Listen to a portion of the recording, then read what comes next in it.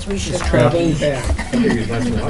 He's a smart. He said he's traveling back. Exactly. So hello. You see his flight information?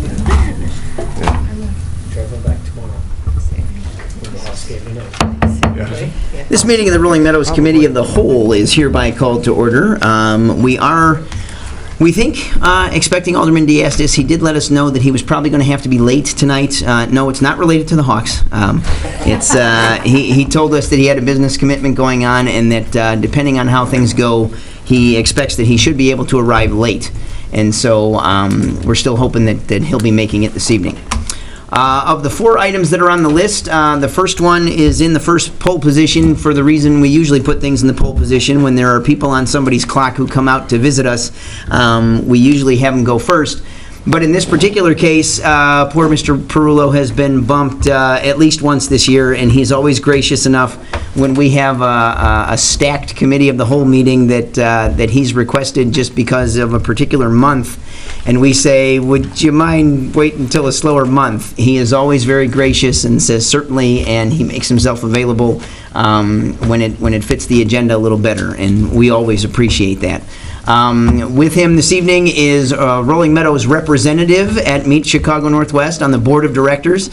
Former state representative Susie Bassey has been kind enough to fill the Rolling Meadows chair for us, I believe just about as long as I've been mayor. So we're very happy to have her do that. And, boy, there's a Rolling Meadows Chamber of Commerce dinner next week where a number of awards are going to be given out. And a vague recollection, Business Leader of the Year is going to go to somebody. Oh, I believe it's Dave Perullo of Meet Chicago Northwest. So, Mr. Perullo, the microphone is yours, sir. You guys are first on the agenda, and I noticed there's a PowerPoint on the screen. So please take us through what you've got. Cool. Good evening. Thank you, Mayor, and thank you, Council, for letting me visit and giving you an update on what's happening in tourism in the Chicago Northwest region. You know what, that's we rolled out a new brand 2 years ago, so I wanted to kind of start with that. And we're also looking back over our shoulder a little bit with your heritage. So we got a nice little photograph of your Kimball Hill heritage, what's happening. I'm a little bit on the tear. Last week was National Travel and Tourism Week, and our theme was Travel Is, to kind of draw the impact in. And we also had our annual meeting where we re-elected Ms. Bassey to continue to serve us. So I'm gonna keep using that and use the Travel Is as kind of my progressive talking point. Firstly, travel is teamwork, and I actually, these are the hard-working team members of our organization. We have 11 folks. Many of them you may or may not have had a chance to have met. So I wanted to share their faces, and I'm honored that there are and you're tourism champions. So these are the guys that make it all happen. Let me start tonight by giving you an update of how the hotel business as a whole is doing and give you some data. And generally, overall, the news is very, very positive, and our service area represents 62 hotels, and firstly, we've seen a significant increase in hotel occupancy since 2011. The hotel market's moved from a 59% occupancy to all the way to 66%, and is continuing to grow. Along the same time, our room rates have grown for the region from about $77 an average room rate to $87. It's much higher for your full-service Holiday Inn Rolling Meadows here because it's a full-service hotel. Our region always trends a little bit behind the entire Chicagoland suburban market, mostly because in the mix are hotels that are closer to the urban core. But the other really positive thing is take a look at the room revenue. The entire market was contributing about $161 million in 2011, and we're top $200 million this year. To give you some real overlooking data, our area, once again, 62 hotels, 9,500 guest rooms, contributed about $12 million in the Illinois portion of the Illinois hotel bed tax. Our region contributed about $200 million in room revenue. 2.3 million hotel guest rooms were occupied, and just this number always astounds me, but in our 8 communities, over 20,000 jobs are tourism-related, hotels, restaurants, retail. So it's really, you know, I love being the tourism champion, but those numbers kind of speak for themselves. A little bit also globally, we have a new face of Illinois tourism, and actually to some of you guys, it might be a face you know. Governor Rauner appointed Corey Jobe as the deputy director, who is the head of the Illinois Office of Tourism. Previously, Corey was the chief of staff for Judy Bar Topinka, and used to, for a long time, or was in the economic development department for the state. He's also sits where you sit. He's the 6th Ward Alderman in Springfield. So Corey's got a lot on his plate, as you can guess, because we are all fighting the budget battle, and I'll give you guys an update on what I know about Springfield. Back to fun and what we do.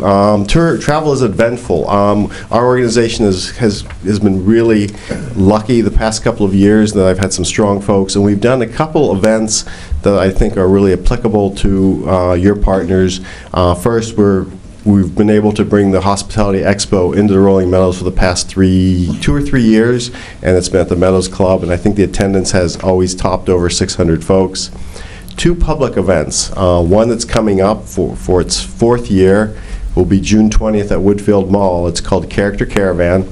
It's where we take the folks from the different attractions and introduce them to children, and one of the participants of that has been Opera in Focus. They've got a little touring Opera in Focus thing. Also this year, the Daily Herald brought us a great opportunity, and we were able to own the entrance to the Chicago Auto Show on Family Day on February 16th. And once again, I think we took 18 of our attraction partners, including Opera in Focus down there, and talked about the fun things to do and see up here. So some of the anecdotal stuff that's happening along, talking about events. We also spend a lot of time in digitally promoting events, putting it on our website, social media and things of that sort, and I'll touch on that in a second. Travel is dining. We launched 2 years ago a restaurant promotion called Restaurant Week. Restaurant Week is a promotion that at no cost to our full-service restaurants, we provide a multimedia marketing campaign in partnership with the Daily Herald. It's a set of print ads. We use on-air promotion on several of the radio stations, and also we partner with Check Please. And the idea is that the partnering restaurants provide fixed price menus that we promote to bring diners in during a slow period of time.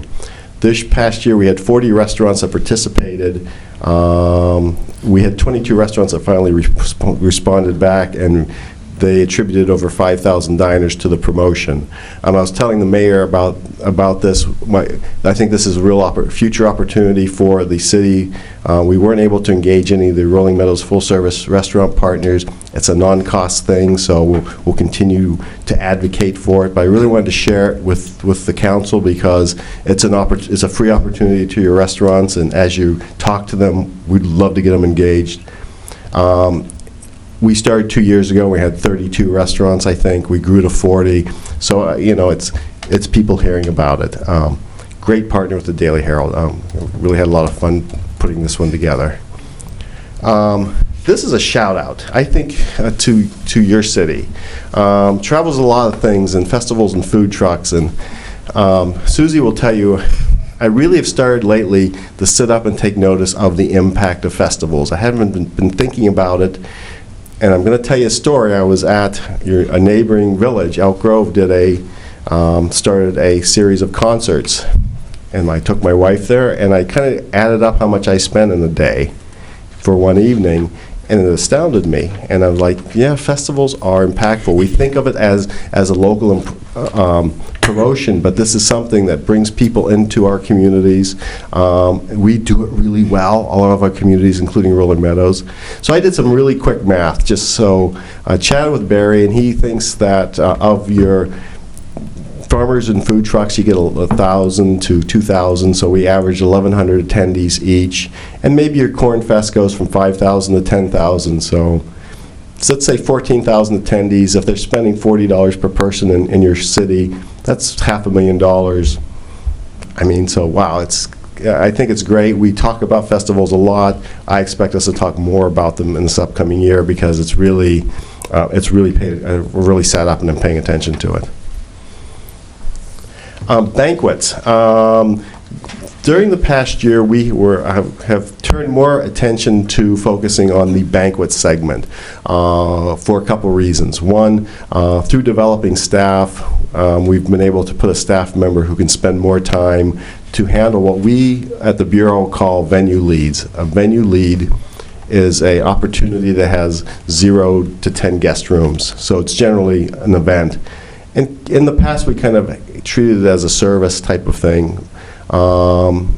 It's turned out, we think it's a real benefit for our communities. You have 2 banquet halls here in the city. So we're trending this year to over 25 lead with 4,900 potential attendees this past year. And overall in our whole market, we're shared over 100 of those opportunities with our various partners. 2 big wins. I mean, we landed a 1,000-person event for the Meadows Club. It just inked to last week. You know, the Hospitality Expo with 600 attendees is another example. Then we've had several like 120-person banquets. So it's a nice little segment that's, we're paying more attention and we think specifically is germane to your partnership. Of course, we always talk about groups. Obviously, a big part of our job is we have a full-service sales department. From a higher level, in our fiscal year that ended last June, this will be our fiscal 2014, we shared about 557 group sales leads with our different partners with about a $48 million economic impact for the region. Of that, 171 groups went definite in the Chicago Northwest region, contributing conservatively $7.8 million in direct economic impact. I also list something called CVent, and CVent is not us, but is an industry lead sharing system that third-party meeting planners use. And I think it's also a measurement for you to understand the potential impact for the region. Firstly, a lot of the work that we do with meeting professionals, they say, that's fantastic, we've got you interested, we're interested in one of your hotels, or we'll share the lead for them from CVent. So though I don't hold the piece of paper, we've interacted with those meeting planners. Of what we know that people have shared information with us, we had over 1,055 unique requests for proposals for our hotel partnerships, like $91 million economic impact. So beyond what we're doing directly, we're seeing some anecdotal response in the marketplace. What's in it for me in Rolling Meadows? I'm sure you're going to ask me that. We sold to your hotel partners in fiscal year 2014. We shared about 118 group sales leads. It's hard for us to break the numbers down, but in their total sell to the region would be about 42,000 potential room nights and a $10 million economic impact. Of that, we know of 16 definite groups with about 3,500 room nights with about $860,000 direct economic impact. I also want to talk about what we do is regional. We had a really good win regionally with 5 or 6 hotels. Coming 2016 and 2017 is the Irish dance teachers. It's going to be at the Renaissance, 3,000 rooms, nights, 6,000 attendees, booked 2 years. They're dropping into the Rolling Meadows hotels. They're dropping into several of the convention center hotels. We are helping. We paid incentives and helped to pay transportation offsets. So this is the type of stuff we've been teeing up for a while. As we've been rebuilding the organization. So I'm really happy about this one. I really have the team working on more of the same. I mean, because that's the type of stuff we like to talk about. Travel is sports. I'm really, really, really jacked about sports, and you know what? I'm not a jock, and I can't. My wife finally got me to start exercising. It's hugely a regional team effort for us. If our challenge with sports is venue coordination. If we are able to find open fields and open playing spots, which means partnering with multiple park districts, we generally can land the business, and the business tends to be youth sports, field-based, and weekend business, which we're all really, really excited about. We had about 25 solid leads with approximately 78,000 attendees that we've shared with the whole group. I mean, there's a lot of long shots with that. Within that whole marketplace, about 8 of those leads have been shared with the hotel here in Rolling Meadows. So a little bit on results. There's a couple that we know that I'm saying the Holiday Inns are participating in because we know that they're participating in the closure, and so I can only estimate their impact. Sparks Invitational regionally brought about 720 room nights, and we thought 300 of them dropped into the Holiday Inns. The Great Lakes Showcase is a big thing, once again about 300 room nights. And right now the hotel is participating in the region bidding on the Celtic Cup, excuse me, which is for September this year, which we're winning back to the region, which has about 8,400 folks coming to. So these are some of the anecdotal things that we know that the Holiday Inns are participating in. Things that we kind of know for sure, booked there, were the Junior College Wrestling, the American Classic, the Crowlett Cup, and the Dragon Boat. And I got to talk about Dragon Boats, if you know what they are. Dragon Boat is a team rowing experience, and 5 years ago, our sports manager was able to lure this piece of business into Arlington Heights. It was a little team event. It's at Lake Arlington or Arlington Lake. I always say it backwards. 10 or 12 boats, maybe 300 to 500 attendees. This is its 5th year. It's now the Walgreens International Dragon Boat Festival. We're expecting about 5,000 attendees this year. It's July. And you can get a team together, by the way, if you like. It's pushing over 300 to 500 room nights on a weekend in July, and we know that there's 78 of those, and 100 of them are dropping into Rolling Meadows. Once again, that's why sports is such a regional thing. It's about a lockdown. So my ask to you is, I asked for advocacy on Restaurant Week as an opportunity.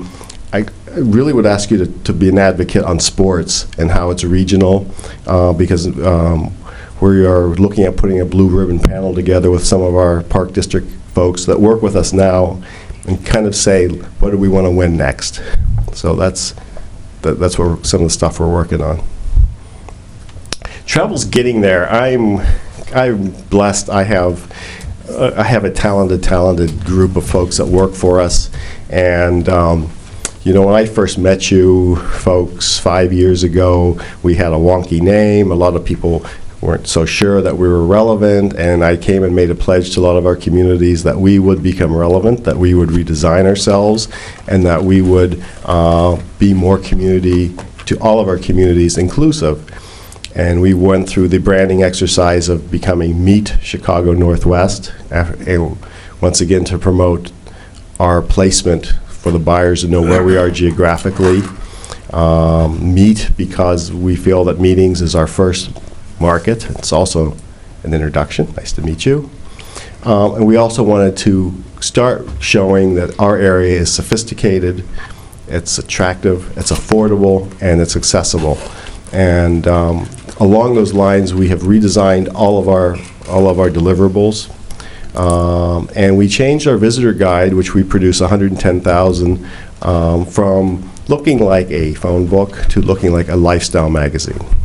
So we rolled out Indulge last year. It's almost at the end of its shelf life. We're getting ready for the new one that will come. It probably goes to the printer on Friday, actually. Updated maps. We've really focused on transportation guides. A lot of the folks don't do things paper any longer, but the visitor guide is still our one hard piece of paper. Once again, we also transitioned a few years ago to being an inclusive non-membership organization, so that all of your hotel, restaurant, sporting facility, attraction partners are represented by us. So it's really given us the content to tell the story. So I'm real proud of the work our staff does, and I hope you like it there too. Travel is digital, and I'd like to show you our new website. Oh, geez, that's not our new website. This is what we looked like in 1990. That's actually the Greater Woodfield website when we were just so happy to have a website. Since that time, our website's gone through many iterations, and about, 4 weeks ago, we soft rolled out a new website that we feel is much more dynamic. The goal of our website is to be organic so that it will gain more and more placement within the World Wide Web, what they used to call it. You notice that we put forward really up front our key markets of sports, meetings, and group tours, because we want those folks to find information. Some of our thoughts were, though it's a leisure gateway to find us, our big customers are looking for information on meetings and group tours and sports, so we need to answer it. It's also designed to be driven digitally. I'll talk in 1 second about how we're doing that, but it's built so that social media content helps drive it, so that blogging helps drive it. We actually have a blogging contest now with the Daily Herald that's called Take Two, where we are searching for both an adult and a child view of different experiences, and their content we'll put on our website. Social media is meant to drive it so that the ongoing conversation talks about it, and video also. As part of it, we spent a lot of time focusing on the partners, so within it is a partner portal so that our hotels, restaurants, attractions can come find information and log in directly and more likely update their listings with us, share information, and also within the porthole we are placing information for them, our past newsletters, media kits, things of that sort. Throughout this year, the organization is also investing in relevant research. Smith Travel provides certain research that we make available to our partners. We've invested in certain other research. One is called Market Vision 360 that provides some real in-depth market information to the hoteliers, so they can look ahead and look forward, so they don't have to purchase that information themselves. So those type of things are put within the partner portal. So it's as part of it, we feel as our job is as much about promoting as building a community around ourselves, and so this is one of the things that we're doing. Within the digital world, a lot of it has to do with driving information. You're going to see more and more of these retargeting ads. You have experienced it. It's not stalking, but if you visit someplace like Zappos and the ad follows you, we are doing lots of that to the professional meeting planner. Once again, all the social media stuff, and we did some videos. Mayor Rooney was our spokesperson for a tour of the city, and then Justin did a really nice thing about what's happening at Opera and Focus. I'll just really end really quickly because I want to honor your time of what's happening in Springfield. Just so you know, you probably know that we're all experiencing a budget slosh. The proposed budget is currently recommends a 22% decrease to local funding in the local Tourism Convention Bureau line. So we are all very concerned, and we are making our case that tourism is part of the solution, and actually is generating money. Trend-wise, 2014, we just released the 4th consecutive year of record-breaking visitors, and that we contributed about $250 million to the state coffers. We're on budgeted $255 million. We're about $7 million above that, and so we're expecting even more than that. This is how the funding's changing, just so you understand. The local local convention bureaus are looking at about a 22% decrease. The International Tourism Fund Lines has about a 38% increase, and the total statewide programs are all wrapped together. They show about a 65% decrease because there have been some added budget items that have moved over. The travel industry funds moved over from somewhere else in the budget, and historic preservation.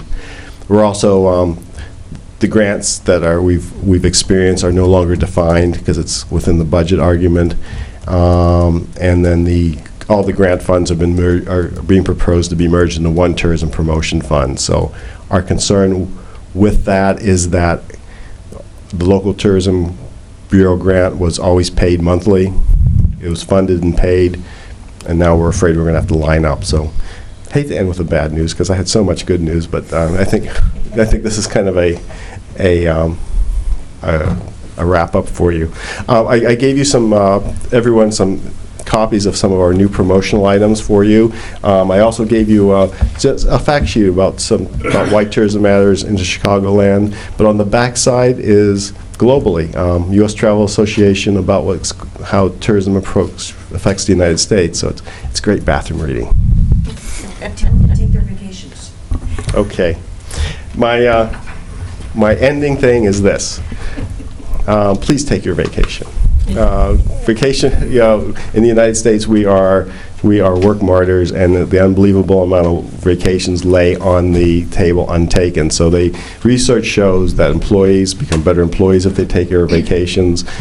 People become more rested and more impactful. People become better lovers if they take their vacation. My wife's been telling me to take a vacation for a while, so I don't know. So please take your vacation and contribute multi billion dollars to the economy. Well, Mr. Perullo, you've inspired me. I think a week from Friday, I'll take my summer vacation just because, I've been encouraged to do so. There you go. Are there comments or questions for Mr. Perullo? Mr. Crumpstock. I guess staff-wise, I do want to thank Mr. Perullo and actually the whole group over there, because they do go to many of our ribbon cuttings. They do keep us apprised and everything, and they are a good group that we've always worked with, and obviously their relationship that we have. And obviously when we ask them to come here, because again, it is one of the groups that we do support, and they support us back with everything else out there. And typically many of you have known when the Holiday Inn has been here as a supporter too. They just had a conflict today, or they would have been back here too. But again, we do thank them all and everybody else who comes out to items. Yes, we definitely appreciate being a participant in this process, and we appreciate the work that you do. Mrs. Bassey, we really appreciate your filling the Rolling Meadows chair. It's an honor. I'm sure that, knowing what I know about the group, that's probably so. And Mr. Perullo, I guess then I will say thank you, and I will see you a week from Thursday for a certain award ceremony. Thank you so much. We're honored to represent your city. Thank you for taking the time, sir. Thank you. And Mrs. Bassey, too. Thank you. That'll conclude item number 1 that's on the agenda. Therefore, switching to item 2. Mr. Crumpstock, are we switching to a PowerPoint, or are we just killing that one? Okay, fair enough. Then, Mr. Vogt, item number 2.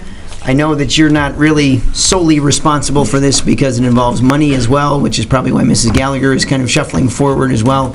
And I know that Mr. Crumpstock has been involved in this as well. So the floor is yours, Mr. Vogt, and you can distribute it as need be. Thank you, Mayor, and you've introduced the team on this discussion item, Melissa Gallagher, Barry Crumpstock, plus I have Ryan Lindeman from Christopher Burke, our design engineer and construction manager engineer here, if there's any questions about the bids or the processes by which some of our street work is proposed to be done this year. As we kind of gave you an introduction to this with a staff report, last week at the council meeting we did receive bids May 5th. We had 7 bidders, very competitive. The prices were very tightly knit together, nothing unusual there. The low bidder for our program, as we put it together, is Arrow Road Construction. They've worked with us several times in recent years. The cost of the program is $1,268,708 based on the unit prices presented. This is, as you know, significantly above what our anticipated costs were a year ago, and even earlier this spring. Number of reasons for that, and particularly because difficult to put prices on reconstructions that were moving targets for us in terms of the work, the extent of work. Our engineers have, I think, done a good job in trying to keep the costs under control by looking at some alternative and, in one case, experimental approach that required IDOT's approval in order to utilize some of our MFT dollars on some of our lesser traveled streets. Again, the proposed work is to reconstruct Newport Drive in its entirety from Algonquin Road to Tollview, Benton Street from Kirchhoff Road to Fairfax, where we have reconstruction, widening in some places, curb, storm sewer, and then the two streets in Fairfax Village, Auburn and Asbury. Looking at the monetary needs and just a little back history, the budget for this year is to inclusive of $770,000. The council committee discussed at the budget reviews last fall the potential to consider increasing that to $1 million or an additional $230,000. We're now looking at an additional $268,000 above that. Staff is recommending, the city engineer is recommending, again, based on the prices and the competitiveness of this, to do everything we can to consider doing this program as was assembled. And with that, we've got some information here with regards to the budget specific and work from the finance department and city manager, as the mayor indicated, in terms of analyzing how we can get the additional funding to do that. There's a chart here, and what we are asking is for council consideration to move forward, award the contract based on the base bid amount, and to transfer some funds from general fund to the local road fund. And with that, Melissa, if you've got anything to add, or Barry, anything to add specifically, I'll turn it over to you. Thank you, Mr. Vogt. The only item that I did want to add, of course, is just if you want to look at the chart down below, which is on the third page of the council action summary, we just wanted to add that based on our unexpended balance for the Meacham Road improvements, that was not expended. Just to highlight that, that's $112,000. The utilities fund would also pick up portions of that.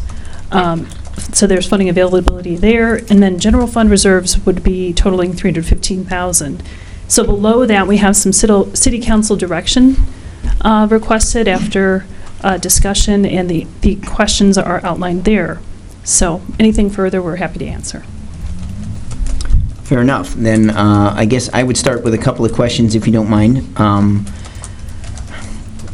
I would say that I certainly don't have any problem at all with moving the funds to fund the project.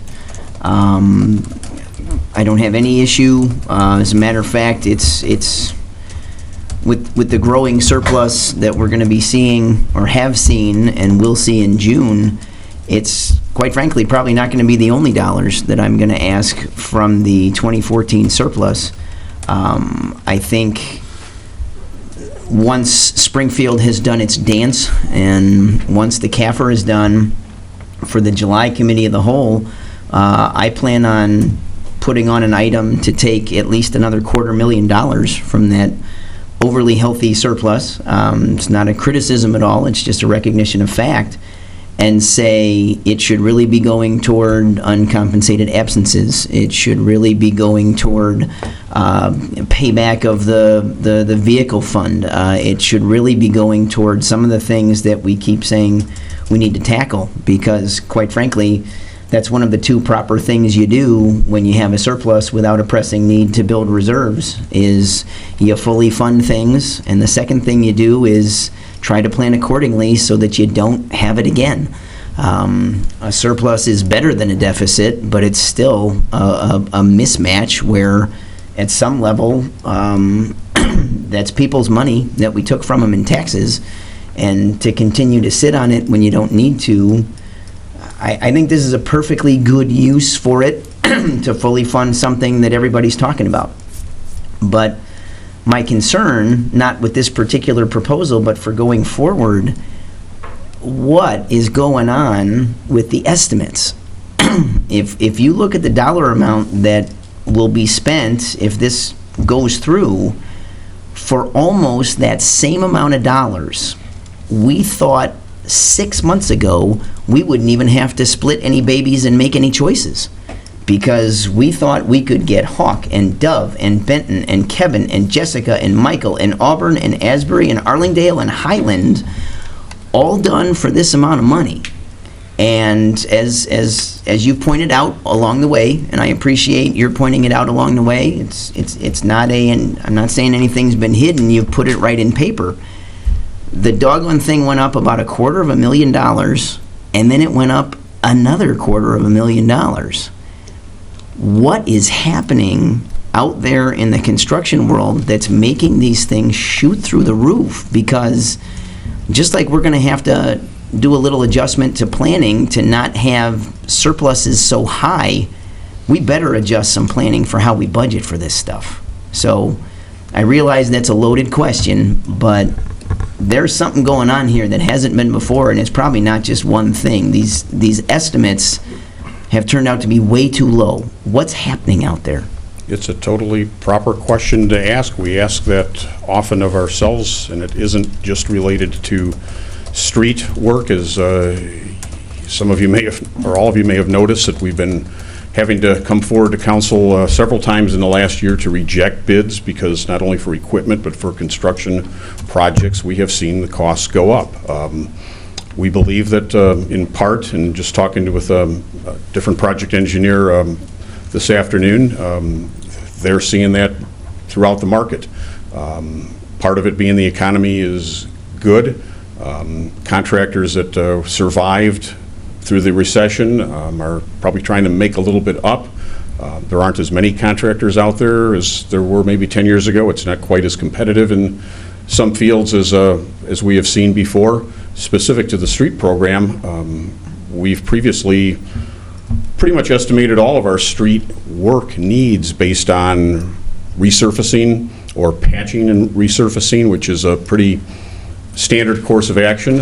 Unfortunately, what we're seeing now as we get into some of these streets this year is that we can't do just resurfacing. We can't even do partial reconstruction and patching on some of these, but the base has gotten to the point, part of it with the deferral of some of our program and not putting as much money into it over the years, but part of it because a lot of our streets are now hitting 40, 50 years of age, have been resurfaced once, twice. The amount of traffic on them, all are factors that we're seeing more need for more costly work on our streets. And part of the reason to want to, analyze those costs again, as we've talked earlier, is to try to determine not only what the conditions are, but what the market is going to require as we move forward in the upcoming years.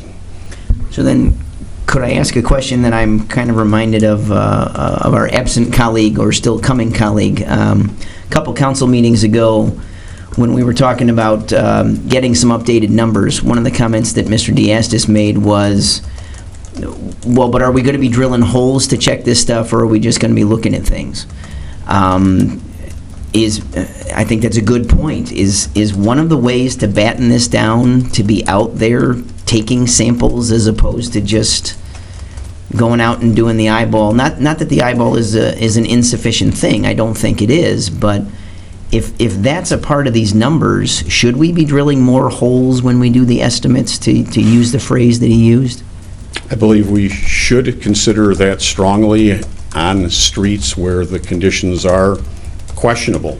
That certainly isn't by any means all streets, but again, given what we may anticipate, at least limiting it to the next 5 years, or even out 10 years, that wouldn't be inclusive of more than 40-50% probably of our city streets, but those that have more traffic on it, those that have had the longest life without resurfacing, certainly are going to be targets. Some of them we got a pretty good idea of what we're going to be faced with, but not for all. And for doing what we feel to be a proper plan to try to avoid surprises, certainly more holes drilled in some of these questionable pavements or pavements that we have every reason to believe are what we call pozzolanic base material that was put in the 1970s, 80s, and worked great in some places, but worked really bad in other places. And we have a goodly number of streets, probably quarter to a third of our community is made up of streets, even back into the 1960s, that we didn't really even know about until we did some of the drilling of holes to find out what the materials are. Then just one more quick question before I let others have a bite at the apple here. In talking about that, I certainly know that it's not something you can answer specifically, and I certainly know it would depend on how many holes you drill, but when you add that to a road study, just a ballpark, does that add 10% to the cost? Does that add 25% of the cost? Does that double the cost? Does it triple the cost? How much more expensive is it to throw core samples into the estimates that we're doing? I believe I know what the estimated cost is, but if I've got my expert Ryan here, in terms of, course, if you could come up, I don't want to put you on the spot, but you probably have a better idea recently of what core sampling would take from a soil consultant. We use TSC to do our cores for pavement analysis. Generally, it's for the volume of streets that you guys like to do. It's around 8 to 14,000 for a coring study. Okay. And I believe the figures that we were looking at not too long ago were roughly around 14, so it's like almost double, maybe 2/3 more to double more. That's what I'm looking for. Thank you. I appreciate that. And again, that wouldn't necessarily be on all streets that we would need to take samples. So Certainly. we would try to use as much discretion as we can and just do it where we feel that we need more information. Certainly. Well, then I guess I'll just pinch myself off here and say, like I say, I don't have any problem with this. I think we're very lucky that this comes at a time where we can afford it and afford it quite easily, because that was not the case 2 years ago. It was not the case 3 years ago. It would have been barely the case last year. So I'm just, I hate to use the word grateful in a situation like this, but I'm grateful that the timing means that we can do this without too much of a problem, because it wasn't that long ago that we couldn't have. So, other folks, comments or questions for Mr. Vogt? Mr. Prana. Thank you, Mr. Mayor. And I'll have help me recall this, but we had a discussion, and Fred was here, that there is construction now going on in the northwest suburbs with the tollway, the interchanges, and I believe that Fred made the statement that this is only going to become more expensive the next 2 or 3 years down the road because of all the competition we'll have. Is that? I can't quantify that comment, but gave it based on the reality of how much work is being done with the tollway project, and have had others have expressed similar sentiments in that regard. The tollway project reconstruction is 2015 and 2016, so certainly there will be competition because of the demand for concrete, for asphalt, for underground utility locates, particularly this year on that project. I'm sure that's got an effect, but I can't give you specifically what it is in terms of percentage or how others are affected. No, that's great. That was just I was just trying to recollect the conversation and the scenario you put together of, as the mayor just expounded on, of going into the reserves and having the opportunity to take care of everything that we need this year. I would support that, and Godspeed to go ahead as quickly as you can. Comments or questions for Mr. Vogt? Mr. Cannon. Thank you, Mayor. Fred, I was wondering if maybe I direct these questions to maybe Melissa or Barry. Re-educate me if you could when it comes to the numbers. I thought the budget number we had in our budget last year was $650,000, and then we talked about transferring $120,000 from Meacham Road to bring us to $770, and we talked about putting $230 in. Now I see that you really have budgeted number $770, and then $112 going in on top of that. Did I misread something somewhere? No, the 770 is in the 2015 budget. But that was including the money from Meacham Road, wasn't it? No. There might have been some discussions on that, but no, that is not the case. But I thought we had talked, when we were talking about the budget a couple of meetings ago, the numbers you guys were throwing around at the time, I thought, were 650 plus 120, and then 230 was going to have to come out of the general fund to make the $1 million number. I thought that that's what you said. I could be wrong. Well, the I'm asking. 770, and good question, the 770 was in the 2015 budget, and that, But that included the Meacham Road number, right? no. No. Okay, I must have There might have been some misunderstood then. discussions at that, but from last year's budget is the 112,000 for Meacham Road. But the 2015 budget was built on the 770,000 after being discussed with the ad hoc committee, and that amount was factored in based on our estimates that we were able to accomplish for the 2015 budget. Then during the course of the budget discussions, the 230,000 was mentioned should the city council decide to wait for the reserves from the 2014 audit, then that would be included to make up the $1 million.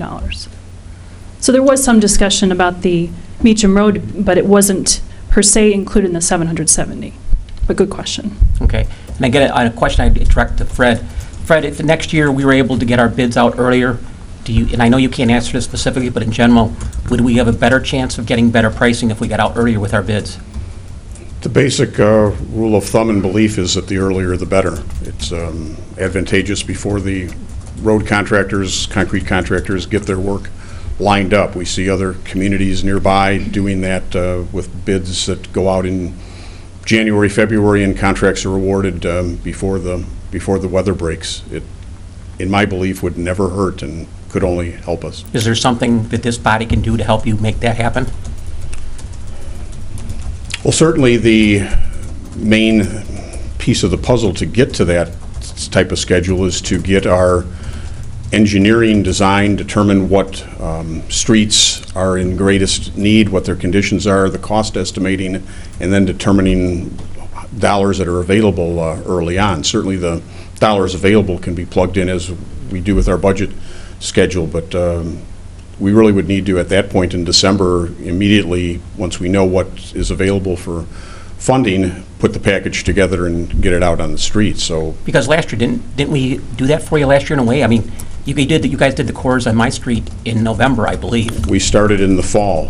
What we see is that, in all fairness to the design engineer, it does take them probably a few months to, particularly with street reconstructions, to get plan specifications together, to get through the IDOT review process. Again, because we use motor fuel tax for some of our local road work, we always have to go through them. This year it took a little bit longer because we're using, or proposed and got permission to use an experimental concrete mixing product with the two Fairfax Village streets due to the low volumes. But the sooner the better in terms of getting that engineering work done. I would recommend we authorize that in the summer so that they've got the full autumn to do it and get the stuff done to I guess get out for bids. I would ask you then to bring that forward as quickly as you can do it then, because I don't want us to be the ones holding you back. And if we're going to get the work done, obviously you did that last year being proactive, but it didn't help us getting the bids out earlier, unfortunately. So I guess I would just ask from my own standpoint, if that's something you need, if we can help that process along, I would ask you to bring it forward as quickly as possible, so at least gives us a better opportunity to knock down our price a bit. Be happy to do that and appreciate the cooperation to try to move that forward faster. Yes, thank you. And then, last question. Mr. Cannon, if I might, Oh, sure. I believe that point is very well taken, and if you don't mind my asking a question while it's still pertinent, did the process that you had asked for, didn't we somehow or another do this year and next year already, as far as engineering and such? Will that help as well? For an analysis, we did what we intended to be a 2-year program. We looked at streets like Highland and Arlingdale and Kevin and Michael and Hawk, Dove, as you mentioned. So we are a little bit So we could be further ready to go, at ahead. least with those, much quicker. Fair enough. Unless there's some reasons that we, or from some other input, would want us to consider other street needs, but that's a good base to work on for next year. Going forward from that, we'd have to regroup and analyze street conditions again. Mr. Cannon. Okay, last question. And this is just about overall funding here. I have a concern about where we're at relative to our bonding authority going forward. I mean, obviously, a lot of the people at this table think that sometime this year they may be going out for a bond. And I was wondering, are we going to get looked upon negatively at all by transferring any of this money from any of the big rating agencies? Could this be received in the wrong way from any of the people that rate us? As transferring 150 from the storm sewer into this, and then transferring 315. Do you foresee any negative impact because of that? I mean, we've really prided ourselves in the last few years of doing everything we could to try to help our bond rating, and I would hate to see it jeopardized by going from $1 million to $1.3 million all at one shot. Let me answer that one in a sort of broad brush conversation. Let me just give a little history for anybody watching at home, and you're not watching the Hawks. But if you actually look in recent years, in the last 2 years, the city has gone through 2 upgrades, one from S&P and one from Moody's. The S&P was actually done in 2013. We went from A+ to AA+, so a 3-step upgrade. In November of 2014, Moody's did a surveillance call that we went through, and then obviously in November of 2014, we received an upgrade on that surveillance call, and we went from the A1, which was affirmed back in 2011, to the current AA3 that we have right now. During those reviews, it doesn't matter if it's a surveillance because it's still very labor intensive in dealing with it, or the full S&P when you're spending a long time with them, your debt burden is looked at, and they will look that we've paid some of our debt off, and we've also paid some of our, for instance, the fire engine, we paid that off early too. So debt burden has been coming down. So if we're looking at more debt, that would be something like that. But positive debt burden coming down. Our financial position has gotten better. We've paid back certain funds, and we still have the process of paying back certain funds. So that's positive. So we are showing those financial positions increasing, growing, and developing. EDC-wise, they will look at the new businesses that have come into the city of Rolling Meadows. They will look at, for instance, when we were going through the Moody's, Gallagher was all over the newspapers and cranes, and that was actually a benefit. But Lexington across the street, they mentioned that. And some of those other EDC, they would look at the positive of that. General fund surpluses, they will still look at that, but recently we passed a general fund balance, and they will say, okay, you passed that. Are you still living within those parameters? What are you doing with those parameters? They will look at the uncompensated absences. Unfortunately, they will also look at GASB is making their changes in the CAFR, and as everybody knows, when Ron Amon from LNA was here last year, he mentioned that will also be some of those things that they're going to look at. Strong budget flexibility that we've shown over the past, that will still be a positive out there. Their concern about the social economics of the community will still be out there, so that those negatives still sit out there. The increased cash level that we show you quarterly, they will show that as a positive. The pensions, they will still have a concern about that. Positive in 2014, and that's what Moody's addressed also, is that we paid our IMRF liability for the opt-in, but they will still have the concern about our police and fire pensions.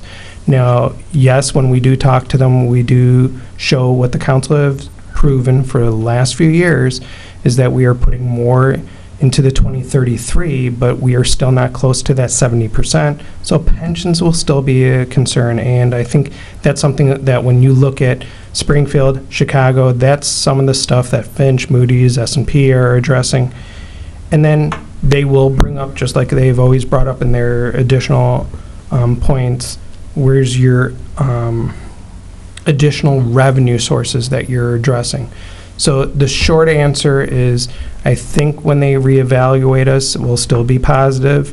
The uncertainty that every manager, finance director is now looking at is what will GASB rules, especially with the unfunded mandates and some of the pension issues, what will that do? But I think we still have a good story. It's a good opportunity. And when they're listening to us, those are the benefits that they look at. And those are some things that we just went through. Surveillance calls can happen at any point in time. S&P, now that we're 2 years since we actually sat down Moody's, because it was a surveillance call, they could come right back and readjust us too. So again, in the short, I think that we're still showing the positives. I think that we're still good about it. The same point in time, I think it also will show how the rest of the year goes, and then what the 2016 budget will actually address too. So a little bit longer than you wanted. No, that's but right, that's fine. I just concerned, and I hope everything is saying. I think anybody around this room has heard me say that too, because as Finance Director Melissa Gallagher knows, they're pretty intense when they go through it. It's not just, hey, could you please fill out the survey, we're coming back. There's a lot of questions, and they detail through minutes. They detail through budgets. And I always tell people the same comment. They'll ask you on your votes on your budget. They'll give you one no vote on a budget, but the second vote, you better be a no vote. You better be able to justify it, because they always say after you've had those discussions, where did it go? So again, I think that we still have a very good story, and at this point in time, that's more of a less concern. But I think when GASB comes out, that will be more of the decision, what they actually decide to. And when Ron Amon is here for the overall audit, that's part of what he's going to go through, how it looked from the old ways to the new ways and those kind of things. But they will still hammer us on pensions, they will still hammer us on everything else, but we still have good stories that the council has done the 2033 and how we continue working on some of those items. Okay. I guess that last thought, I'm looking forward to having our discussion on how we're going to fund these roads going forward. I'm sure that'll be a meeting we have down the road here. But thanks for all the answers. Further comments or questions on this item? Mr. Banger. Thank you. I've been in favor all along of being aggressive with the streets program, and so I guess this is aggressive on steroids. I've had the opportunity in the past couple of weeks, as I've been hanging out at the community garden, to have a handful of random and some directed at community garden conversations of either walkers by or our community gardeners, and this is one of the first things that they talk about. I have no problem telling people kind of the big picture about how we're getting less streets for tons more money. I use the example of Hawk. If I'm not mistaken, it initially was estimated at 83 grand, and it came in at 130 some thousand. So these are, And it was bid at 154, Yeah. so another 20 grand added, and that's one of the smallest streets on the list. Right, and so after the initial gasp of that's insane, everybody has been in agreement that it's encouraging to see streets getting done, and I've gotten direct responses when I bellyache about the costs coming in, and I make the statement we're getting less for more. Go for it, because most people have responded directly that they see the need, they support whatever we do in our endeavor to I guess be aggressive, which is the term I use with folks. So I've gotten a really positive feel from just either random passersby or some of our community gardeners when we talk about this topic. So I feel very confident in continuing down this road, being aggressive, and despite the increased bids, I'm in support of moving the money around to make it happen. Thank you. Mr. Veenbos. Yeah, first of all, thank you, Barry, for your explanation, and also some of the phone calls I made prior to this meeting to get information so I could make a decision. Staff's done a good job on explaining this. Fred, a great job on putting this together along with finance too. The residents that I represent are moving towards wanting their roads done, and this will fit that pattern. I also would like Fred, if not the engineering company that we use, to look at other avenues and ways that we can get ahead of the curve on these roads. Even the road that we're driving into our city on is looking kind of shabby, and that bothers me because that's the perception of our town. But I'm in support of this, and that's all I'm going to say right now. Further comments or questions from the council? Mr. Judd. Thank you, Mr. Mayor.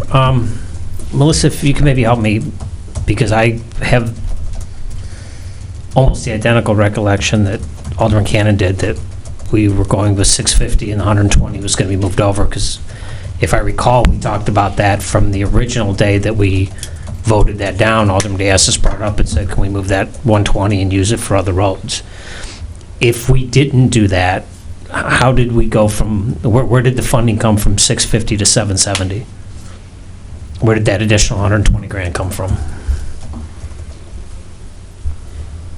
Well, I don't know that I know the answer, but the numbers I remember were 770. Correct. And added together, they made 770. That's for the roads, 700 for the roads and 70 for engineering. Yes, correct. But we originally had 650 in the fund. No. And then I was under the same impression Alderman Cannon was, that it was the 120 for Meacham that we added in, and that's how we got to 770, which was 700 for roads and 70. That's what I'm just trying to figure out. Fair enough. And Right. I certainly also recall, we did talk for a while about taking the 120 from Meacham and applying it to roads, but I don't recall ever actually pulling the pin on that, and I don't recall any 650 number. So So within the, if I can just add some clarification, within the capital committee, ad hoc capital committee discussions, there was obviously, and it's in the budget too, to incrementally increase road funding over time. Within that process, the Meacham Road discussion was obviously getting to an end where the improvements were not going to be finished. So the residuals perhaps could be used toward that end. But within the capital planning process, the 770 was the amount that was in the proposed 2015 budget, and that was the amount that was proposed and presented to City Council. And I don't disagree with that, but I guess the original 650 was motor fuel tax, correct? It's 600,000 from the state motor fuel tax over to the local road fund. Right, and then we had, again, I have the same recollection that Alderman Cannon did, that it was 650 and the 770 that we moved the 120. I'm just trying to get an understanding of where the 120 came from. Apparently, Alderman Cannon and I are inaccurate, but if, I'm not just saying trying that. to What figure I'm out trying where to the money say came. is the fact that, and sorry to interrupt, I'm trying to say that there was some discussions that any type of residuals in any of the projects would be moved over to the annual street program for the 2015 budget.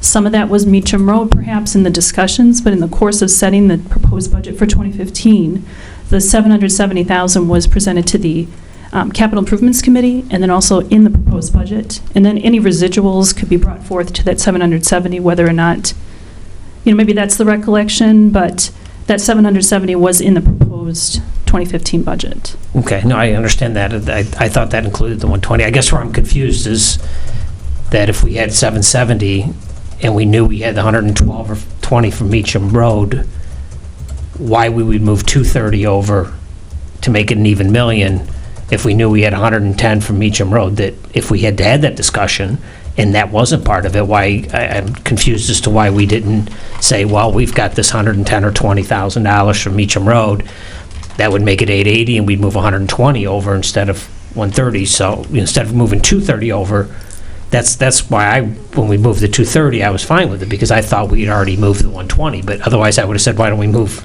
just 120 over, because that would get us to the million if we have 110 from Meacham. That's where my confusion's setting in, and I'm just trying to make sure if I missed something somewhere, trying to figure out how I missed it is what I'm trying to do. Because I don't know why we moved 230 if we had this $112,000 floating around out there. That's where my confusion comes in. I think Fred Vogt. And just so we're on the same page, Mr. Mayor, in Barry's defense and my defense, I did call Barry and asked to talk about this, but he was swamped over the weekend and we didn't get to it. So I didn't pull this off, and I'm not dropping this on. I mean, I'm dropping it on tonight, but it's not I a did make council the phone meeting, call, it's a committee of the whole, so. Yeah, but I did try to get done. So I did obey my rules. You did kind of mention it. So that's where I'm trying to get to, is I just don't understand how this 112 seems to be floating. No, I get it, and I'm mystified too, because I only remember half of what you guys remember. So, Mr. Vogt. Just probably to add a little bit of unclarification to the discussion, but when Melissa refers to residuals, there's a number of things dynamically in each year of our budget in regards to road programs, state grants and the like. I mean, for example, last year's budget was inclusive of our local share for the Rowling Road and Industrial resurfacing, but due to the weather and contractor schedules, we only did industrial in 2014 and are paving Rowling now. So that is money that wasn't spent in 2014 that needs to be moved forward into 2015. We did not know for certain a year ago that we would be able to have $100,000 from a DCEO grant that we're applying to Benton Street. There's a number of things year in and year out that either get deferred and we don't spend it until the following year, sometimes 2 years later.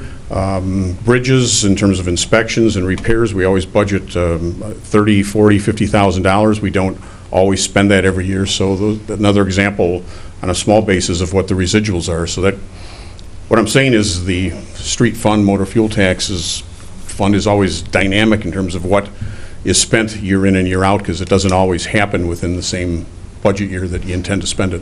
No, and that makes perfect sense, and I understand that. I'm trying to get to, we budgeted 770, and then we made a council decision that we were going to raise that by 230 to get to $1 million. If we knew, because we voted down Meacham last summer, we knew there was 120 grand out there, and when we voted that down, Alderman Diasta said, can we use that in roads next year? So we knew that was still floating out there. I guess where my confusion is if when we voted to move 230, why wasn't that vote to move 110 or 120 and put the other $112,000 from Meacham Road in to make it so we had $1 million? Again, I'm under Alderman Cannon's belief that the 770 was the 120 additional that we had from Meacham. So that's why I'm just trying to figure out if this 110 truly exists. I'm not suggesting you're making it up. I'm suggesting I just have a different recollection of the events, and I'm just trying to figure out where I missed it to figure it out. And good questions. I don't think you've missed anything, Alderman Cannon or Alderman Judd. I think that within the capital improvement process, we discussed any residuals, as Public Works Director Vogt has mentioned, that any residuals from types of programs, and we did outline that in the actual suggestions from the committee, the ad hoc committee, that would be used for road funding to incrementally increase over time. And there might have been discussions within the committee, the whole budget process, but there were no formal decisions made by any alderman to move any certain funds from any project per se. So that 770 was proposed in the budget for 2015. So, and I know what you're saying, but it's not that we were ever saying that Meacham Road was part of that, to bring it up, or that wasn't. Okay, I guess next time we just got to make sure we're all more clear that if we're going to, if it didn't exist, when we talked about moving 230, if we knew we had $112,000 from Meacham Road that no longer was going to be used, we should have moved that over first and said, okay, well, we're at 880, now let's add 120, and we'd be fine. That's all I'm saying, is this apparently there was a miscommunication or misunderstanding, at least on my part, and I believe on Alderman Cannon's part. I'd probably suggest Alderman Diaz's part, but he's not here to say anything because he's the guy that originally suggested we move it over there. So the next question I have is the $150,000 out of the utility fund. Help me understand that. That's actually, when you look at the, and I'll start the conversation before Mr. Vogt actually, that's actually when you look at the actual bids that came in, there's stormwater work, there's sewer work that actually is attributed to that. And when we were looking at the numbers and how they break down, and we do thank Ryan and Gary for breaking down a lot of that, that's attributed straight to additional work that's not street. So when we were looking at the numbers, that's where that $150,000 number actually comes from. I will tell you that the line items that they gave us, with everything in there, it's pretty detailed all the way down to mailboxes. But when we looked at those numbers, that's where the $150,000 comes from, where it's attributed to actually those items that are stormwater and sewer items. And So a curb or a drain or something like that. Yeah, historically, we have expended probably on average $20,000 to $30,000 per street program based on our history in recent years of resurfacing streets due to inlet adjustments or in a rare case where some storm sewer has to be removed and replaced. Again, because of the nature of the work this year with reconstruction and addressing drainage problems, and there's some storm sewer pipe that needs to be removed and replaced due to our televising them and finding conditions poor under some of the existing streets that, as Barry said, when we total up all of the unit prices in terms of anything related to storm sewer adjustments or sanitary sewer manhole adjustments, we come close to $150,000 and feel that that's very sound logic to propose utilizing utility money for that, because that's what we've done in the past, just on a much limited basis. Much limited basis, it's usually not that much, is that what you mean, or? Yeah, it's been typically 20 to 30,000 because we've resurfaced streets and pretty much have limited that in past years to manhole and structure adjustments, frame rebuilding, and not actually pipe removal and replacement. Okay.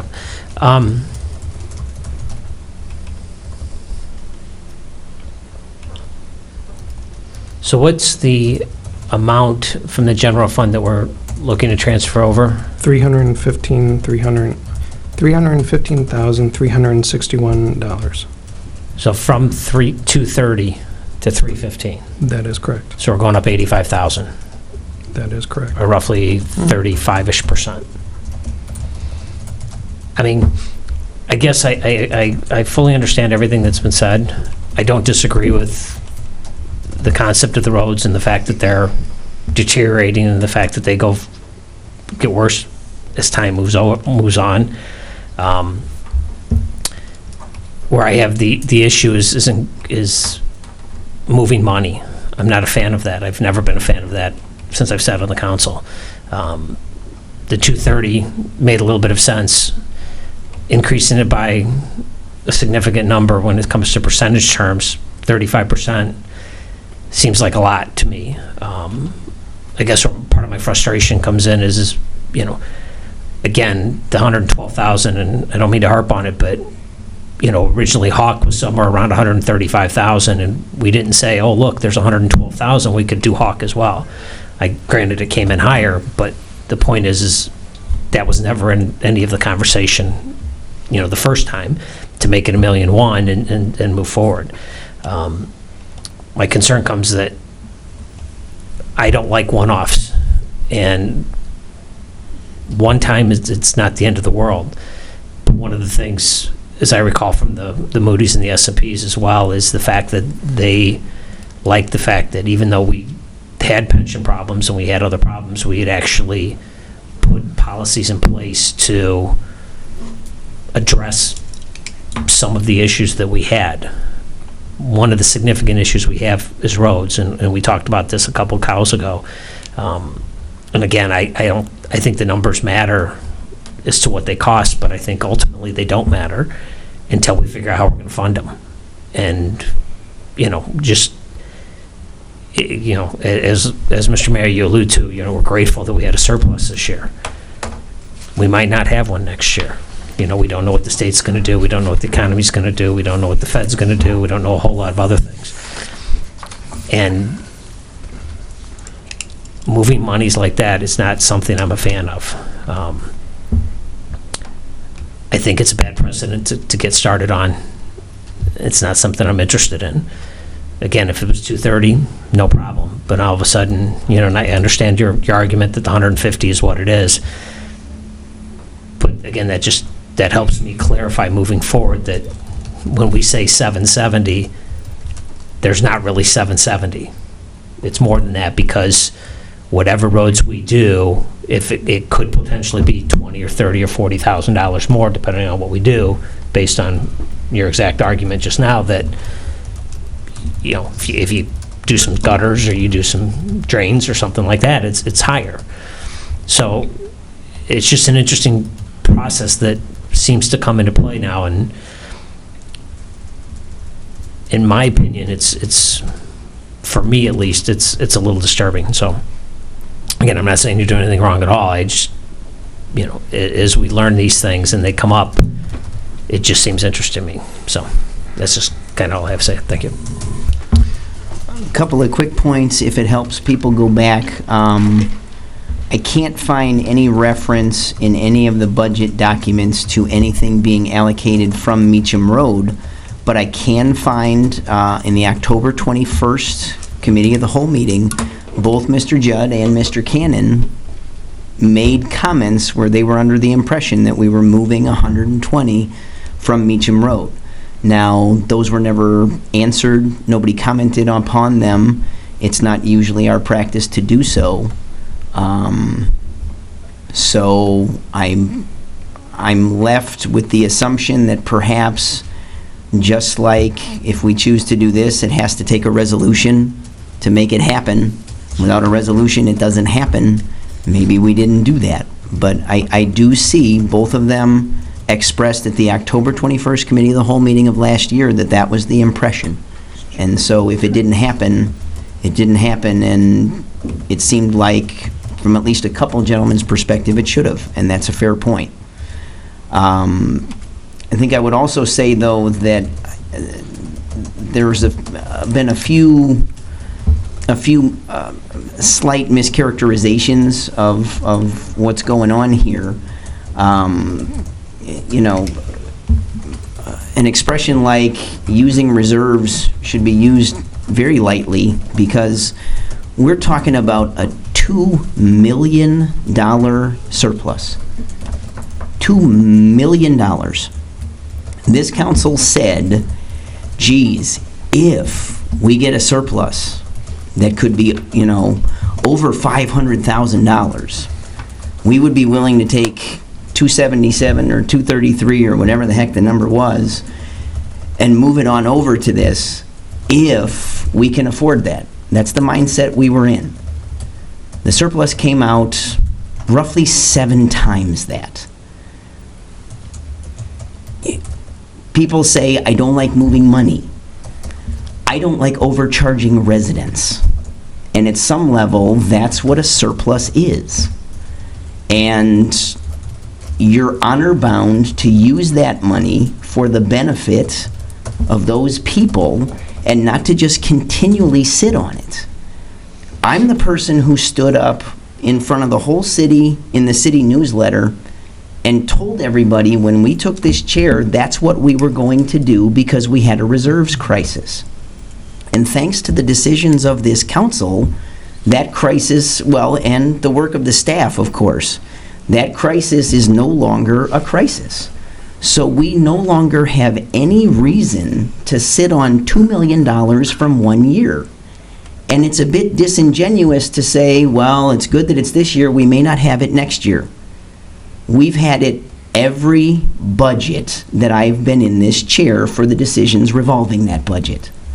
And I even suggested a few meetings ago that we have to dial back our revenue projections, meaning dial back the conservative estimates and take a more realistic look at what we get in. It's what I was referring to earlier this evening. The honorable thing to do when you have a surplus that big is to make sure you're not taking as much money next year. So if we want to call it moving money, I think that's a mischaracterization. We're saying we wound up with $2 million more in our pocket, and we're not going to sit on all $2 million. I think that's a more accurate way to put what I'm asking the council to do. Further comments or questions? Mrs. Majikis. Thank you, Mayor. I agree with you. The money's in the reserves. I think this is a vital issue that needs to be addressed, and I agree that it should be transferred over. The question, and this may sound stupid, but I'm going to ask it. Let's say that we don't get the vote to increase it to the $315,000. I'm assuming then what happens is, and this is for you, Fred, all of a sudden you're going to say, okay, we can't do now, I'm down a sheet, Hawk. We'll just pull some of those streets off that cover that amount, that difference in amount? How? I would say, too bad, Hawk, too bad. The base bid that we're dealing with is for the 4 streets that I mentioned. Hawk was an alternate that we are not recommending proceeding with. this year because of the cost. So amongst the 4 streets, Newport, Benton, Asbury, and Auburn, if we can't proceed with the contract as it was bid and with the prices that we've got, we would have to look to our engineers and ourselves to see what we could pare back. I mean, it's very difficult given the nature of reconstruction, and particularly with the streets that we're dealing with this year in terms of not really having a logical place to defer. But certainly if that's the direction of council, we'd have to analyze that and come back with a report and recommendation as to how we limit the expenditures. Yeah, and I'm not in favor of that at all, and especially over at Fairfax Village, you've got, these are 2 of the 4 streets over there, and you decide to take off one of the 2 and come back in a year or something and disrupt all the residents over there a second time going through it. I mean, I tried to turn onto Vermont today, and all the construction that was going on with the curbs and street, I had to go around the long way. But anyway, so I hate to put the residents through that too. You know, they're basically paying for all this. So I'm in favor of this. So thank you. I think just about any business on Gulf Road would agree with the sentiment, tear up my streets once, please, Yeah. rather than multiple times. Is there further discussion on item 2? Then, seeing none, down at the bottom, I think we could lump 2 together because they fit together, and then if they don't get the requisite straw vote, we have to go back and figure something else. But how many folks would be in favor of bringing a resolution forward to award the contract to Aero Construction for the package that you see here, knowing that that would also bring with it a resolution to amend the budget to transfer $315,000 from the general fund that some are looking at as 2014 money being moved. Those 2 things seem to go naturally together. So how many folks are in favor of saying that those 2 resolutions could be brought forward by staff? That's a majority of the council. I believe then, if those 2 answers are yes, that's all the direction you need. Is that correct? That's the direction we need, and we will present that next Tuesday. Fair enough. Then we thank you very much. Thank you. Now, the House Redevelopment Program, Mr. Crumpstock, I all of a sudden realize I never asked you who heads this one up. Okay, then the floor is yours, sir.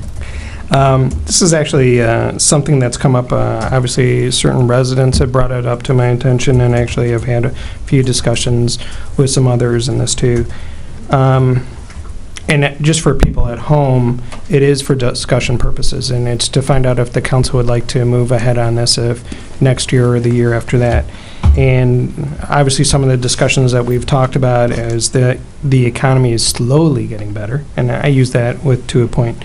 But hearing the concern of younger residents that have moved out or listened to the hockey game, have moved out of Rolling Meadows to larger homes in the surrounding area and throughout the community, they've actually talked about, hey, if I could just do this in Rolling Meadows, what could you do? And we really don't have any kind of program to do what they're looking at.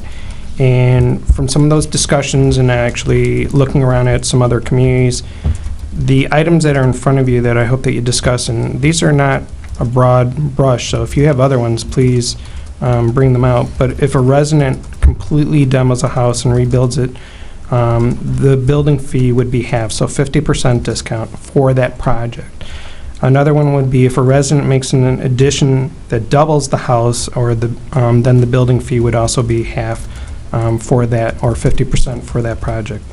Another one that actually talks about where certain younger residents have said, hey, I'd like to just make another addition, another family house or something like that, or another bedroom. So if a resident makes a small addition that does not double the house, but it is an addition, then the building fee would be about a 10% discount for that project. Next one would be if a resident adds a second floor and or a third floor, the building fee would be halved 50%. This goes back to certain people who are living in Kimball Hill homes. You've seen this in the past where people take off the roof and then build up to that point in time. Another one that's actually come up from a lot of residents, Thinking Green, has been actually if a resident places environmental or green technologies on or into the house, the building permit for that section would be quartered, about 25% discount. When I talk about environmental or green technologies, it would really consist of predominantly that the discussion has dealt with geothermal, wind, or solar.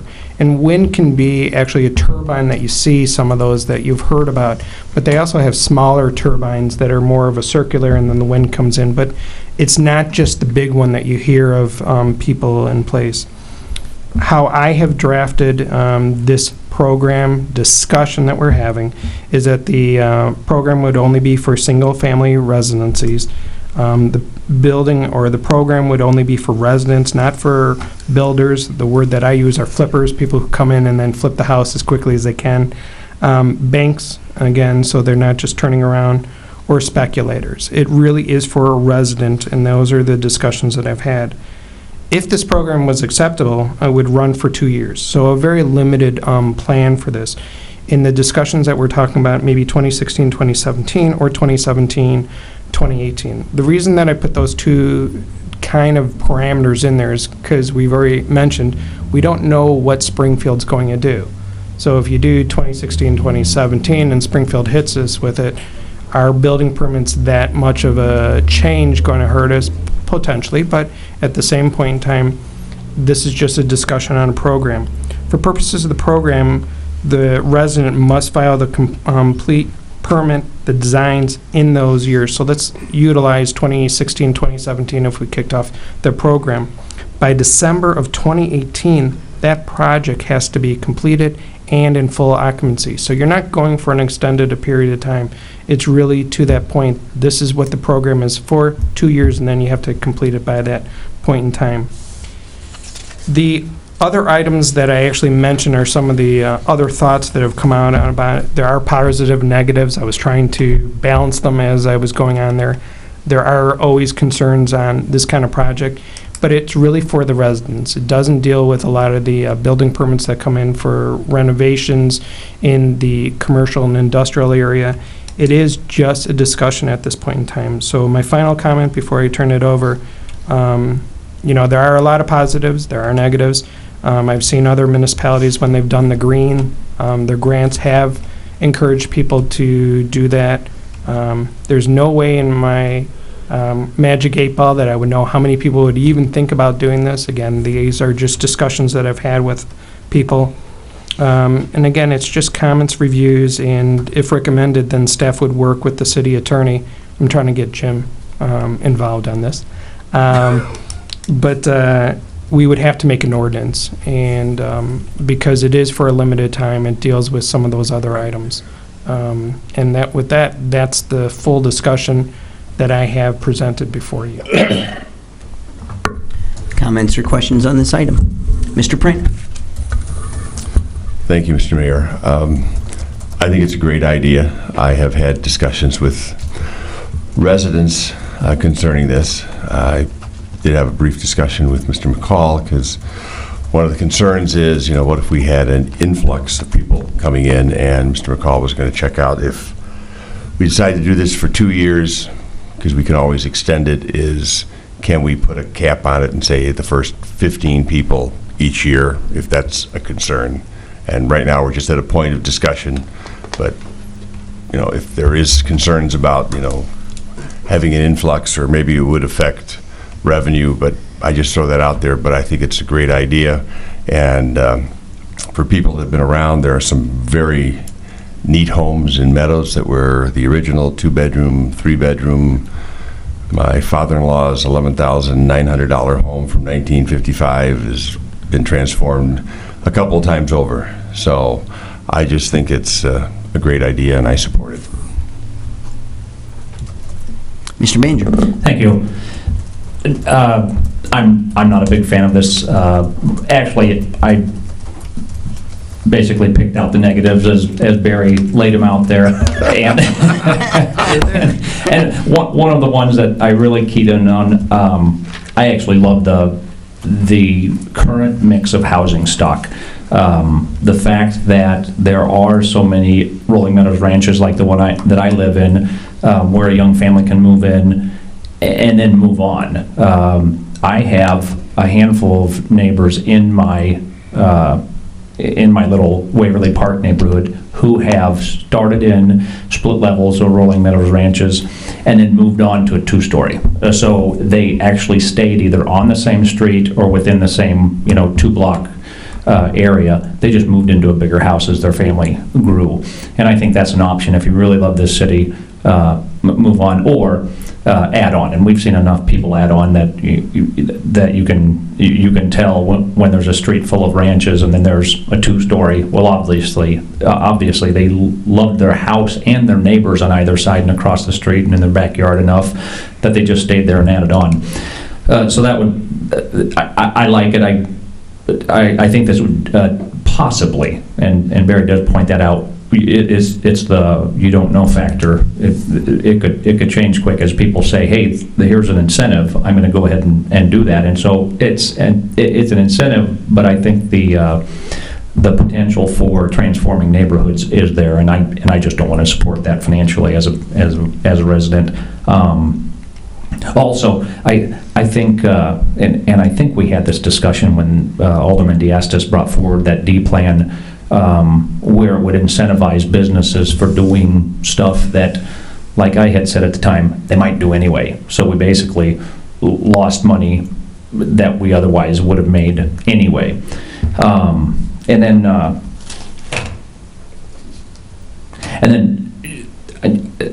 Barry mentions that we are slowly coming out of this downturn, and I think if I viewed this as kind of a helping hand and kind of a, hey, let's jazz up neighborhoods, I would have said, hey, maybe even 3 or 4 years ago, it would have been a good helping hand sort of thing. But now that we're coming out of this recession and people are a little flush, I'm seeing projects all over my neighborhood where people finally are pulling the trigger and spending the money to do things to their houses. And I'd just rather let them do that on their own without incentivizing it. So this isn't something I would support. I admire Barry for bringing it forward. And yeah, sorry, I thank you for putting the positives and negatives, but I keyed into the negatives. Thank you. Further comments or questions? Mr. Cannon. Thank you, Mr. Mayor. I have just the opposite view. I think this is a wonderful idea.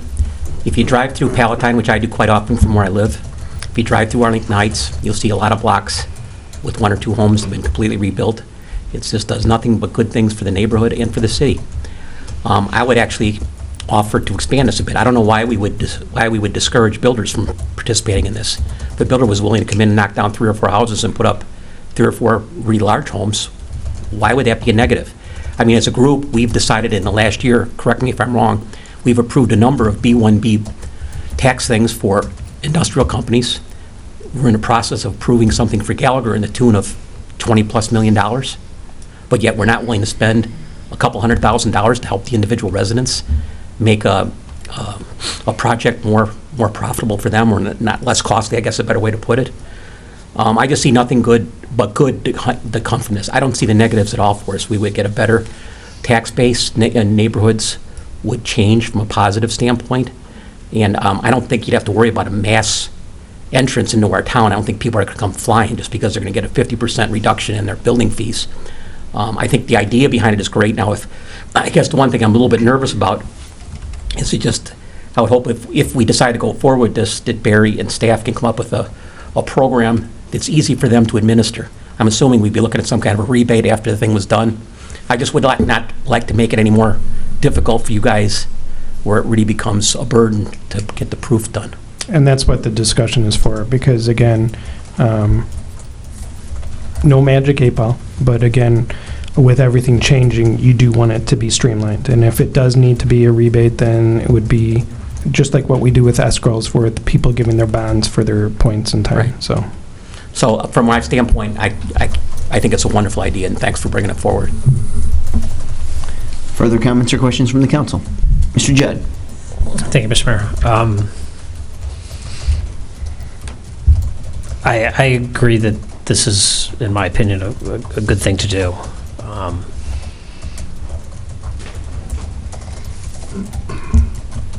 people that have lived in this town for a period of time. I mean, I'll take myself for an example. I started, when I moved in, we started doing things slowly to the house, and part of what our process is, okay, we're going to do this, and we're going to do this, and we're going to do this, and then it got to the point where we had to make a decision. What do we want to do at this point in time to move forward? So we put the pieces of the puzzle in over the course of a few years to decide what we wanted to do. Just saying, okay, well, the guy can move down the street. I didn't want to move. I actually looked at moving to Arlington Heights, and then we kind of put the pieces of the puzzle together and said, well, if we buy a house here, we have to do all these things to get the house the way we want it. If I buy a house down the street, I don't get what I want. We were able to, we did significant construction on our house, and we were able to put it exactly how we wanted it, and what we wanted, how we designed it, and, we're extremely happy with the house that we have. I would not, I've had conversations with Barry about this over the course of the last few years. I'm not in favor at all of restricting this. First of all, builders, my opinion is there's houses in this town that probably should be torn down. They've been old, they've been run down, people haven't taken care of them. I've been in a few looking at possibly purchasing them, but they're better off being torn down. There's, for flippers aren't going to do it. They're not going to generally put that kind of money into it. Banks aren't going to touch it. And speculators, if somebody wants to spec a home out, I mean, there's a significant amount of places in Arlington Heights where they've done this. Obviously, they did a lot more in 06, 07, but, it's still starting to occur again. And, if we increase the tax base, not only does it help our revenues, it helps the revenues of the schools. In a lot of places, they say, well, what's the value of your schools? If your schools are good, property values are maintained and increase. If your schools are bad, they don't. A lot of people think Hershey High School is the greatest thing since sliced bread. People will pay a boatload of money to live over there. I mean, they're buying houses for $1 million plus. Oh yeah. It's unbelievable. That being said, I'm not suggesting that our schools are bad, but this would be a way to help them out as well.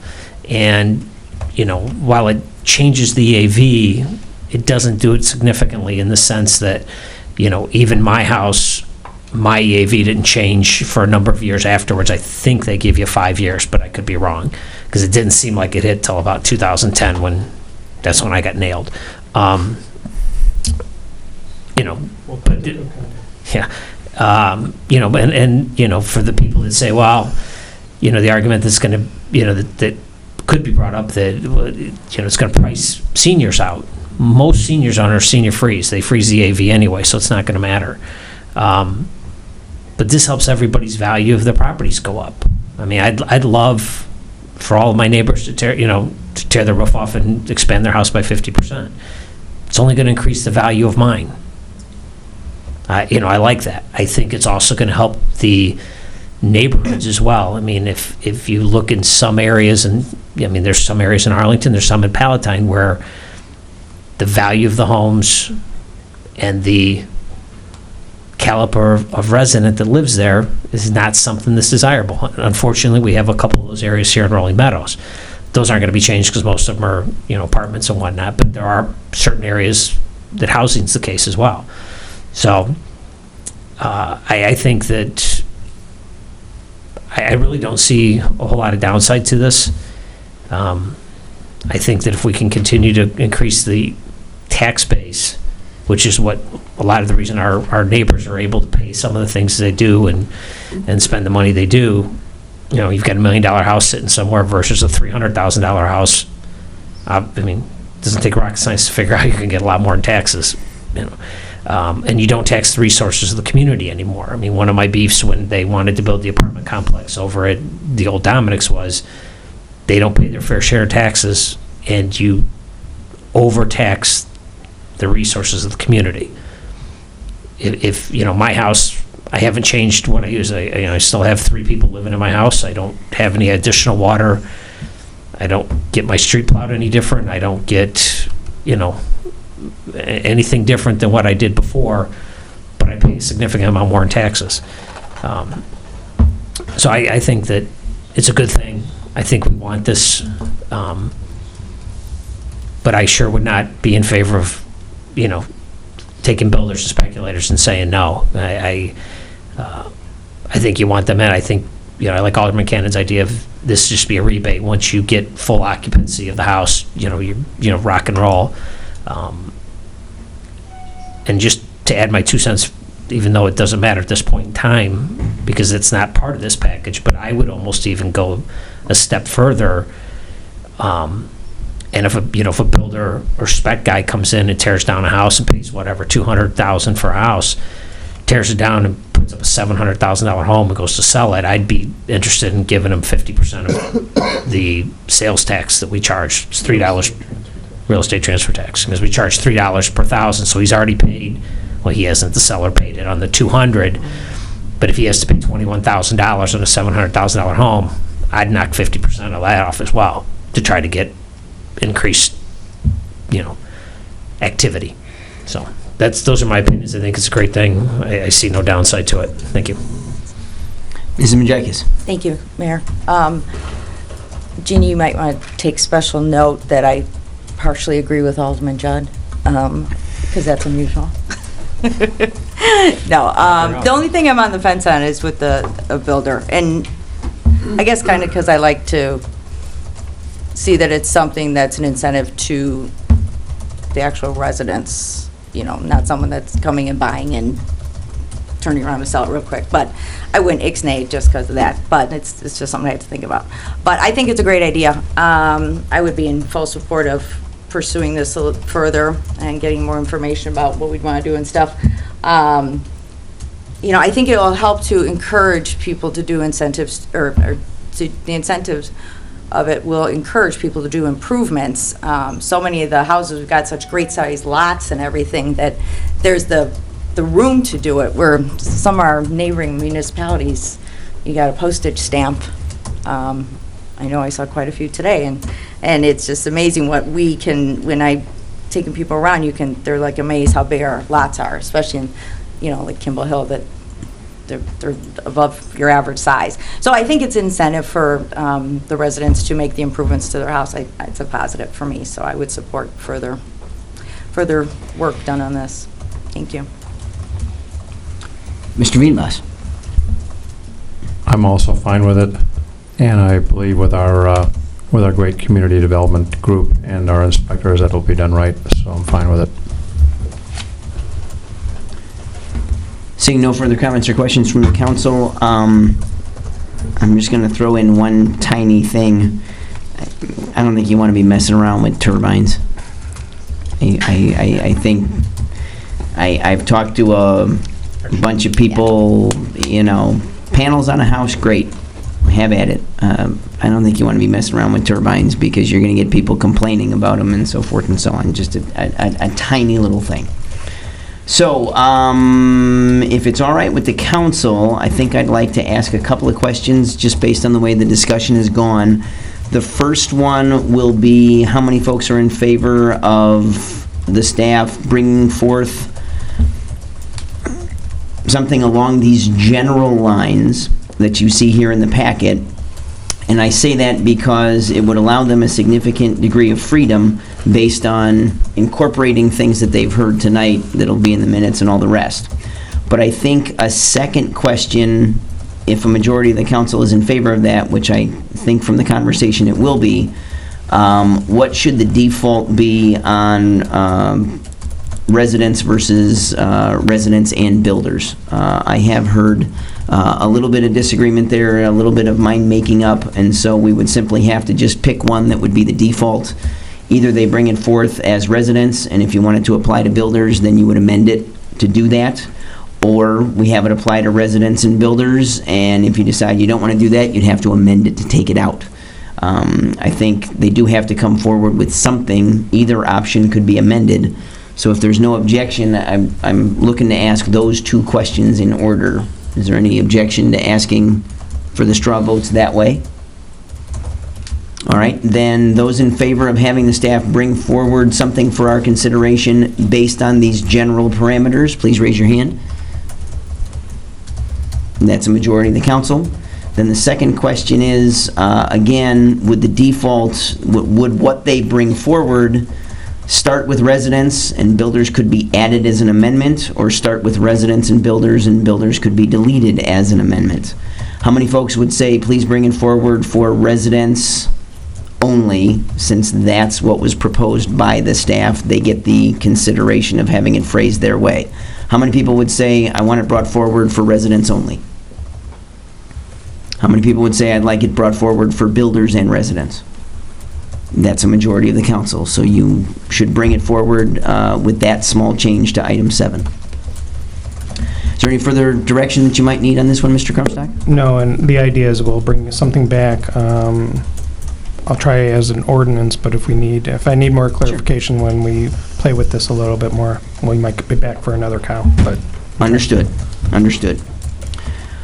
All right, then we move to item 4 on the agenda, which is the next installment of the employee benefits discussion. I see Mr. Vogt coming forward, so Mr. Vogt, the floor is yours. Thank you, Mayor. Last month at the Committee of the Whole, we had a considerable discussion about the Tier 1, Tier 2 benefits and the Employees Advisory Committee's proposal to and recommendation to combine or move Tier 2 to Tier 1 rate of benefit earnings and accruals. The committee was not in favor of that, and given that we're moving forward with Tier 1 and Tier 2, what was not addressed in the discussion last month was the Employee Advisory Committee's recommendation to authorize an update of the 2012 Sickich study report that dealt with compensation comparables, benefit comparables to a certain extent for ourselves, and I believe it was 19 other communities of similar demographics, size, and in addition to our neighboring communities. That's what we're bringing forward tonight to, again, recommend that staff be authorized to move forward.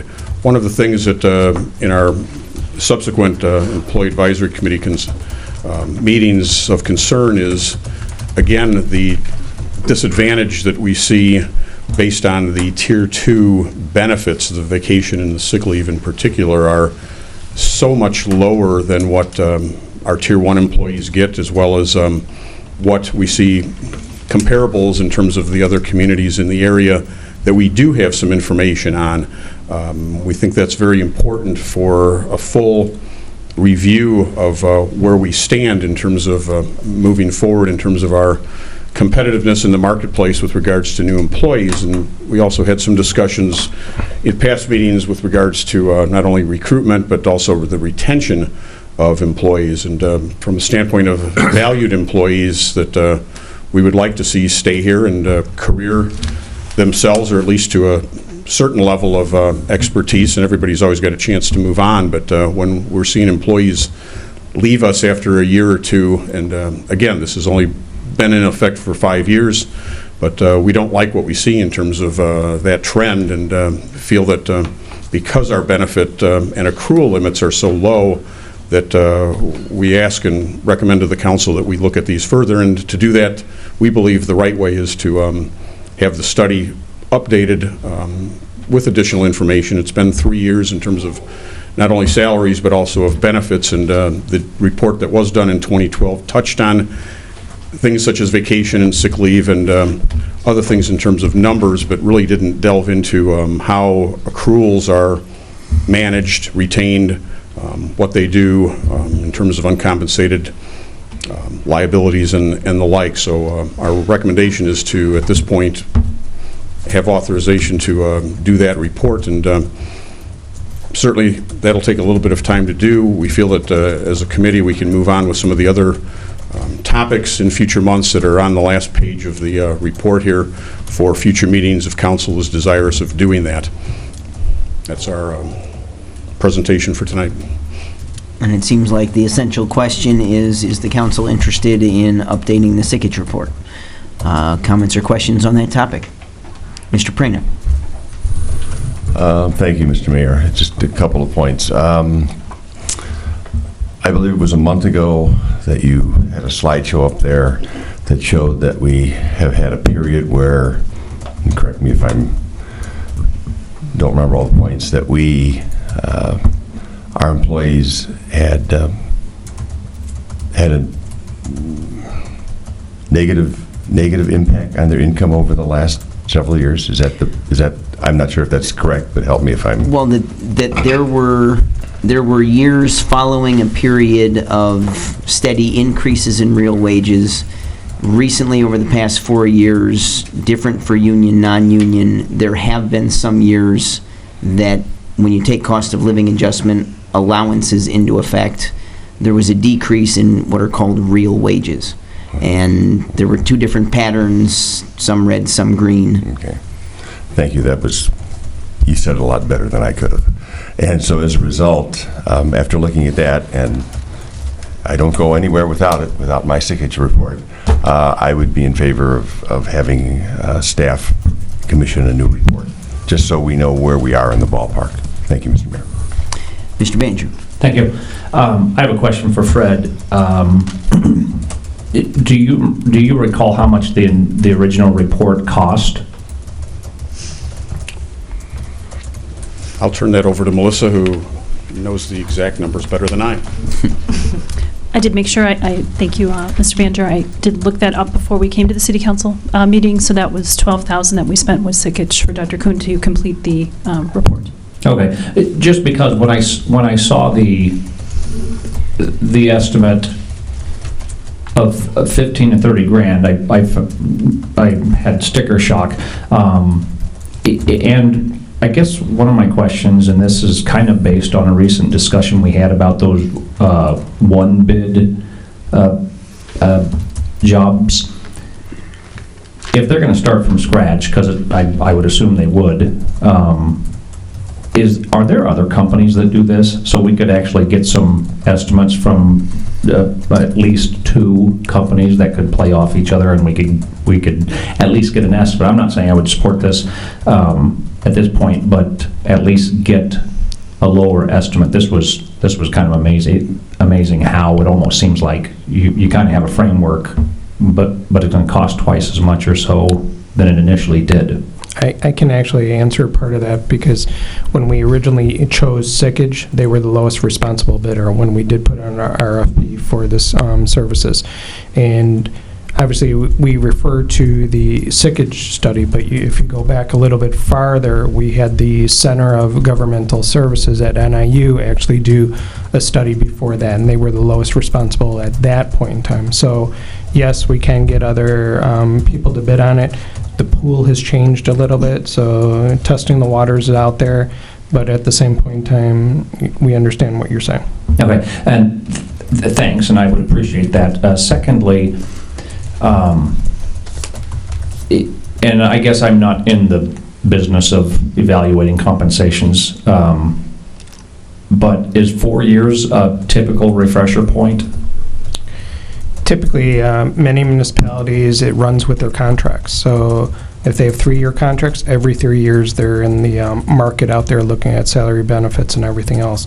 So there are municipalities that have 4-year contracts, and that's when they're out there too. So to give you that answer, here we've done it with no rhyme or reason. It's typically when staff is asked because we want to look at the market, or the council has said, could we reevaluate the market? But other municipalities, again, it runs on a cycle, meaning how's that contract cycle going to be? Okay. This has been tough for me because, like Alderman Prania, I walk around with this thing too. I know Alderman Cannon has made the comment occasionally that, in some regards it sounds stupid to commission reports around here that we don't use, because when salaries come up in front of us, we usually discuss them singly. So I'm not going to say we took this and did a comprehensive analysis of everybody and changed it up and down. So I tend to agree with Alderman Cannon that only if we first get a commitment to use the information would I support commissioning it, again, especially at that cost. So my initial response is going to be, no, I'm not going to support this. I would, however, like to see some other estimates go out to where we could get dial in the price, and then I might change my mind. But good grief, for 2.5 times what the initial one cost, I would certainly say no. Thanks. Mr. Vogt. And if I'm not mistaken, the price range here is very broad brush and very similar to what we had done in 2012. There's plenty of opportunities to narrow the scope and be much more specific. So I think part of what we would propose in terms of hopefully moving forward is to identify specifically what we're looking for, and maybe specifically some things that we're not looking for that can put some controls on that, rather than starting from scratch, as we indicated before. All right, thank you. Thank you. Mrs. Majakis. How long does it take,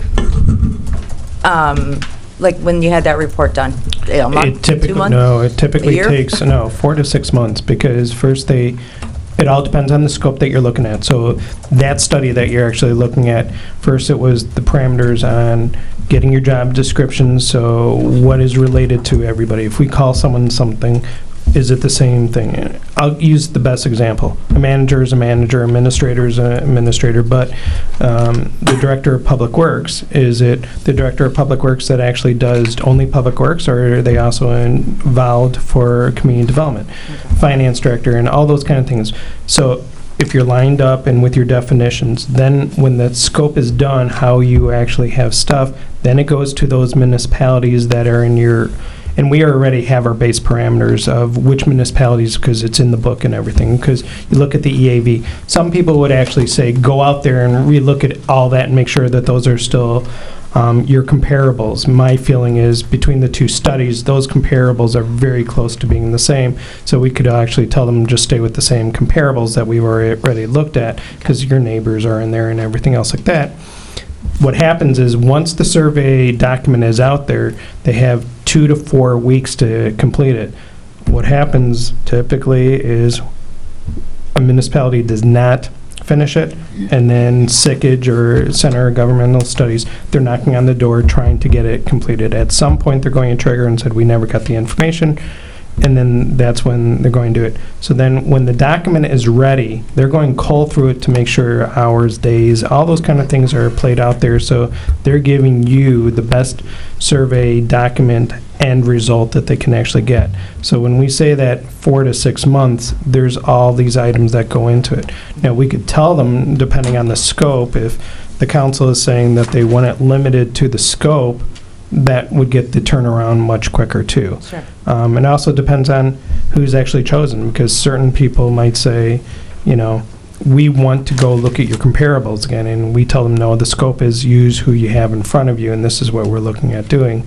So that's all part of the process. Okay. All right. Thank you. Further comments or questions on this item? Mr. Cannon. Thank you, Mr. Mayor. Fred, quick question here. I think I know the answer, but I'll run it by you anyhow. Okay, say we decide to approve this and go ahead and get the new study.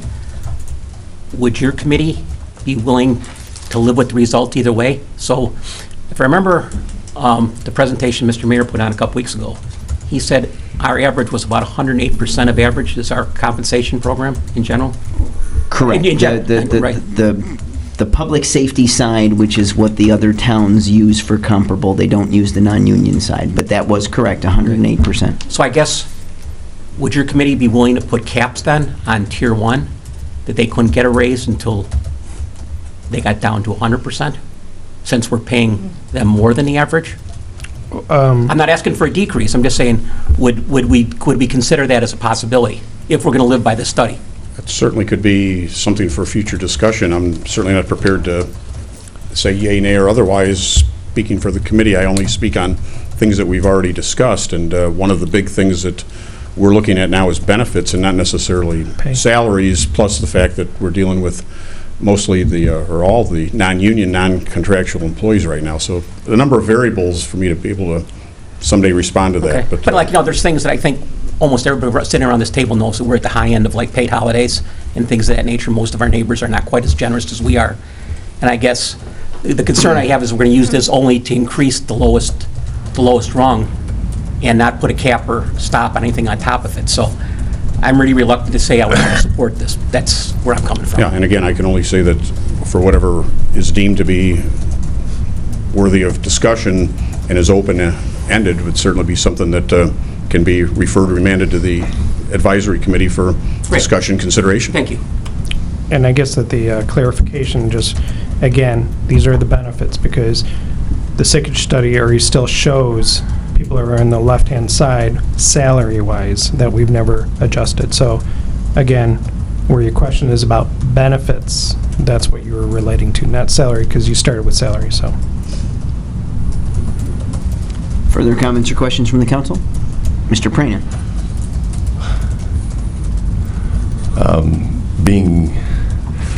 Wanting to look at the other side, we've asked staff, but then if it comes back and it's higher, do we ask council to abide by what that report comes back? Further comments or questions from the council? Mr. Jett. Thank you, Mr. Mayor. It's probably no secret I won't support this. The whole purpose of bringing Tier 2 in was to decrease the costs to the residents. There are going to be some people that are going to leave. That's fine. That's the nature of the game. But just because Google can pay an engineer $400,000 doesn't mean Motorola can. Just because Gallagher can pay whatever, just because JP Morgan pays Jamie Dimon $22 million doesn't mean the Citigroup guy gets the same amount of money. They're doing the same thing, same huge companies. It's a race to the bottom in the public sector. We've seen what happens. We've seen what's going on in Chicago. They just got downgraded to junk by Moody's. S&P's downgraded them. Fitch downgraded them. How or why they haven't downgraded Illinois is beyond me, but that's probably going to happen, if it hasn't already, very shortly. And, our tax base is X. Arlington Heights' tax base is Y. Palatine's is another number. They have the ability to pay people more and to expend more on whatever they choose. That doesn't mean we have to follow. If somebody's working at Motorola and wants to go work at Google, if you can get the job, go get the job. That's fine. But from a resident's perspective, I'm not interested in chasing what Palatine can pay, or Schaumburg, or Arlington Heights. That's just not in my opinion, the way the game should be played. And now we've got all these pensions that we have to deal with. I mean, we're at 42% for the fire. We're at, 46% for police. We're not even touching these things, from where they should be at 70% or better. And I believe IMRF is actually below 70. And, we've got $5 million in uncompensated absences because we've at least made a little dent there. But, the fact that Palatine wants to pay their people, let them. Let them give whatever they want to give them. If our people choose to leave, that's fine. There's people could go work in Skokie and probably make even more money than you make in Palatine, but at some point in time, there becomes a quality of life issue that maybe people don't want a 20-minute commute or an hour commute or a 2-hour commute if they want to go work in Tinley Park. But at some point in time, from a resident's perspective, yeah, we want good employees. That's why we go through the process that we have to pick out the best employees that we have. But just saying we need to raise everything because Tier 1 has it, we already figured out that's $1 million it would have cost us, and that's for the 20 employees. I think that the state has an option now to say, okay, we can't change any pensions.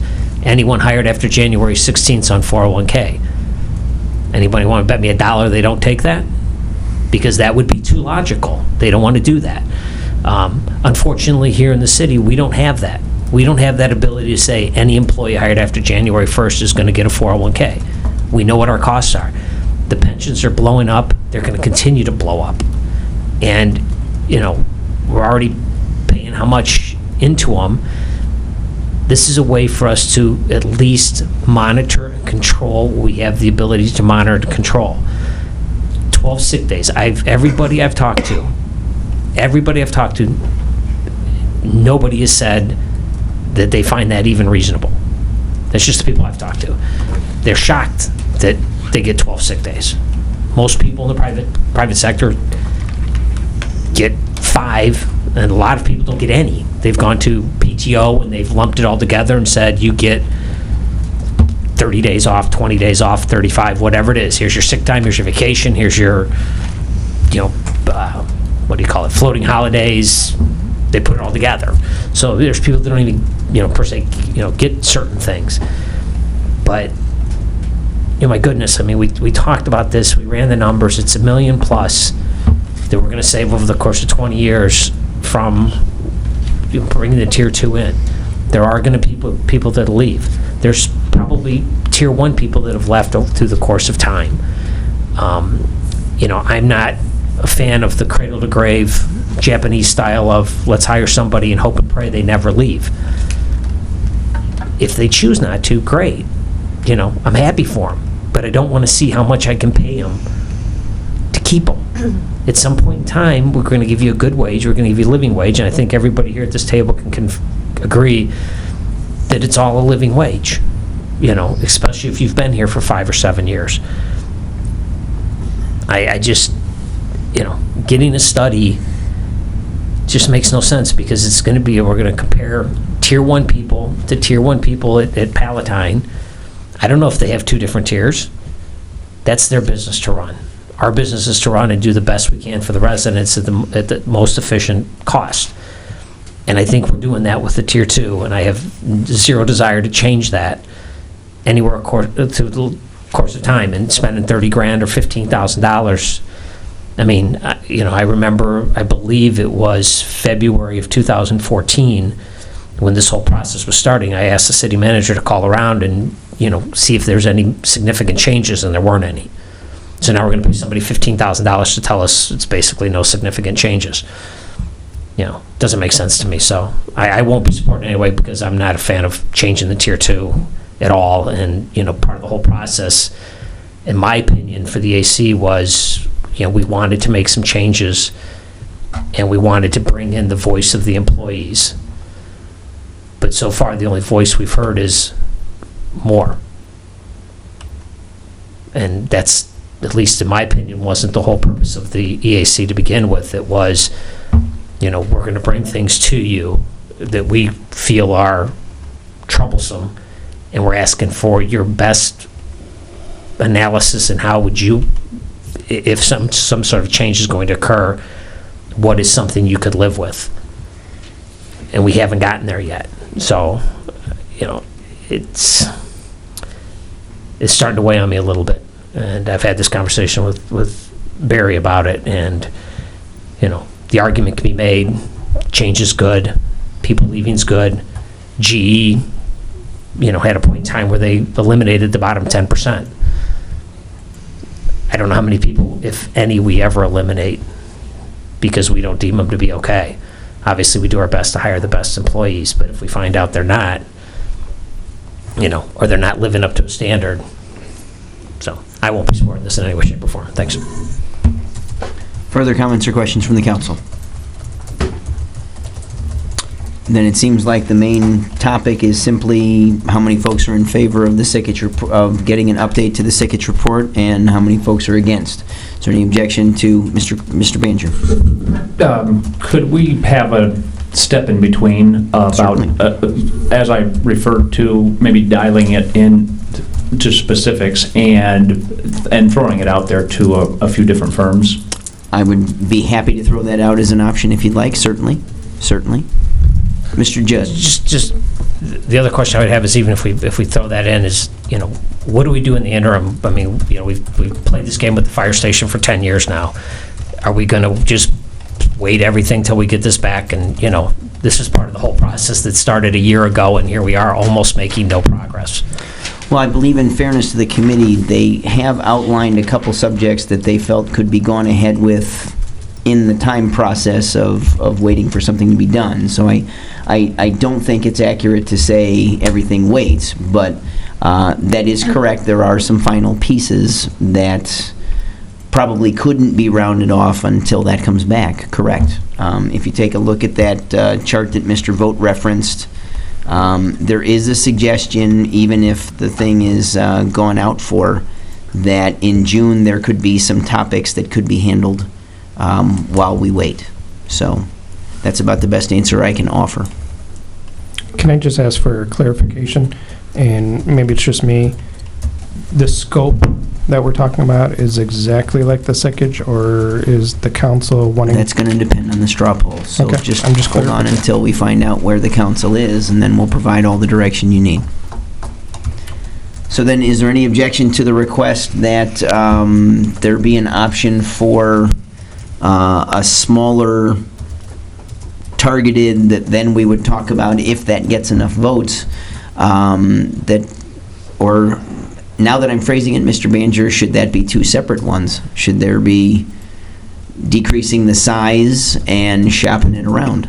I don't know. My concern is more towards the shopping it around.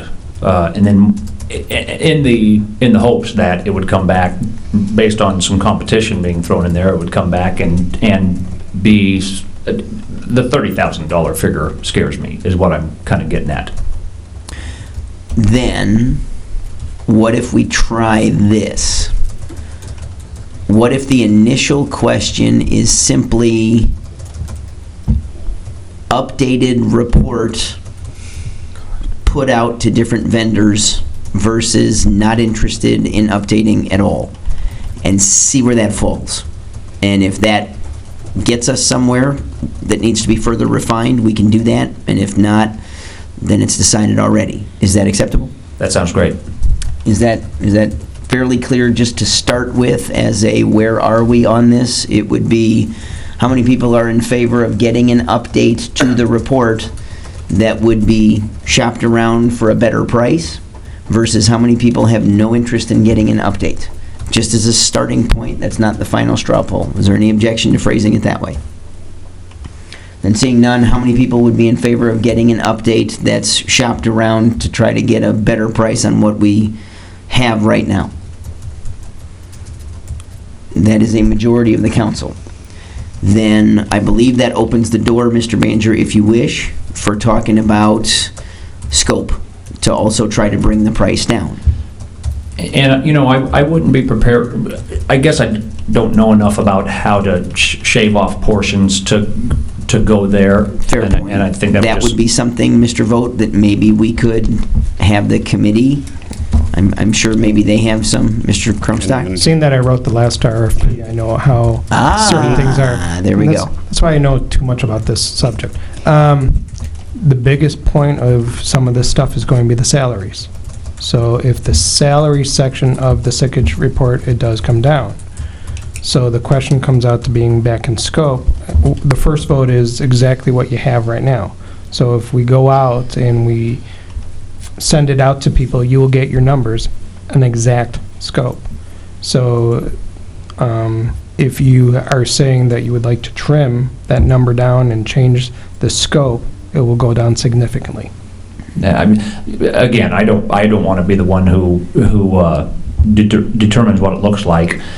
Can we start with shop it around, and then I'm assuming it would come back in the form of a staff report that says, hey, here's the results from the RFP, or would that come back in the form of a vote on this to spend this money? Well, hopefully both, because I do think that Mr. Judd makes a valid point, and getting something back quickly, not having to wait for committees of the whole every month, because we do meet 3 times a month. We should be able to take advantage of some of those, I think is certainly something that could be done. So let's say, for starters, Mr. Vogt, something like first meeting in June. Do we know if that's a reasonable time frame to come back with a staff report? We can certainly give it our best. If it's not the first meeting, it may be committee of the whole or June. Mr. Crumstock? My feeling is, I have the old one, so it's going to be relatively easy to update it and change it. However, because of Memorial Day and everything else, so we will shoot, and I will tell you, we will shoot for that date and with 2-week turnaround. But again, it all depends on how quickly those groups can actually, and then there's going to be some newer ones who are out in the market that I'm going to try to get. They might actually say 2 weeks is too short, but we will shoot for that. My feeling is, again, the longer you give them, the better the product that they're going to give you because of the questions. The other... Then may I ask, is there any objection to maybe taking the unusual step of saying, as soon as it can get done, it would instantly come in the form of a main motion that would be voted on, rather than here's a staff report, now we have to wait till the next meeting to vote? It's not nearly as tough as writing up a resolution. A resolution would have to be directed at some form of entity or something. A main motion doesn't need to be, and it would simply be a main motion on the agenda for whether to proceed down the road or not. We don't often do that, but I think in this case, the point is very valid that as time keeps going on, so speeding something up that way might be helpful. Is there any objection? Then seeing no objection, is that sufficient direction for this evening on this item? Yes, thank you. Fair enough. Move forward as fast as we can and as well as we can. Then that is the end of the last item on the agenda. Mr. Judd.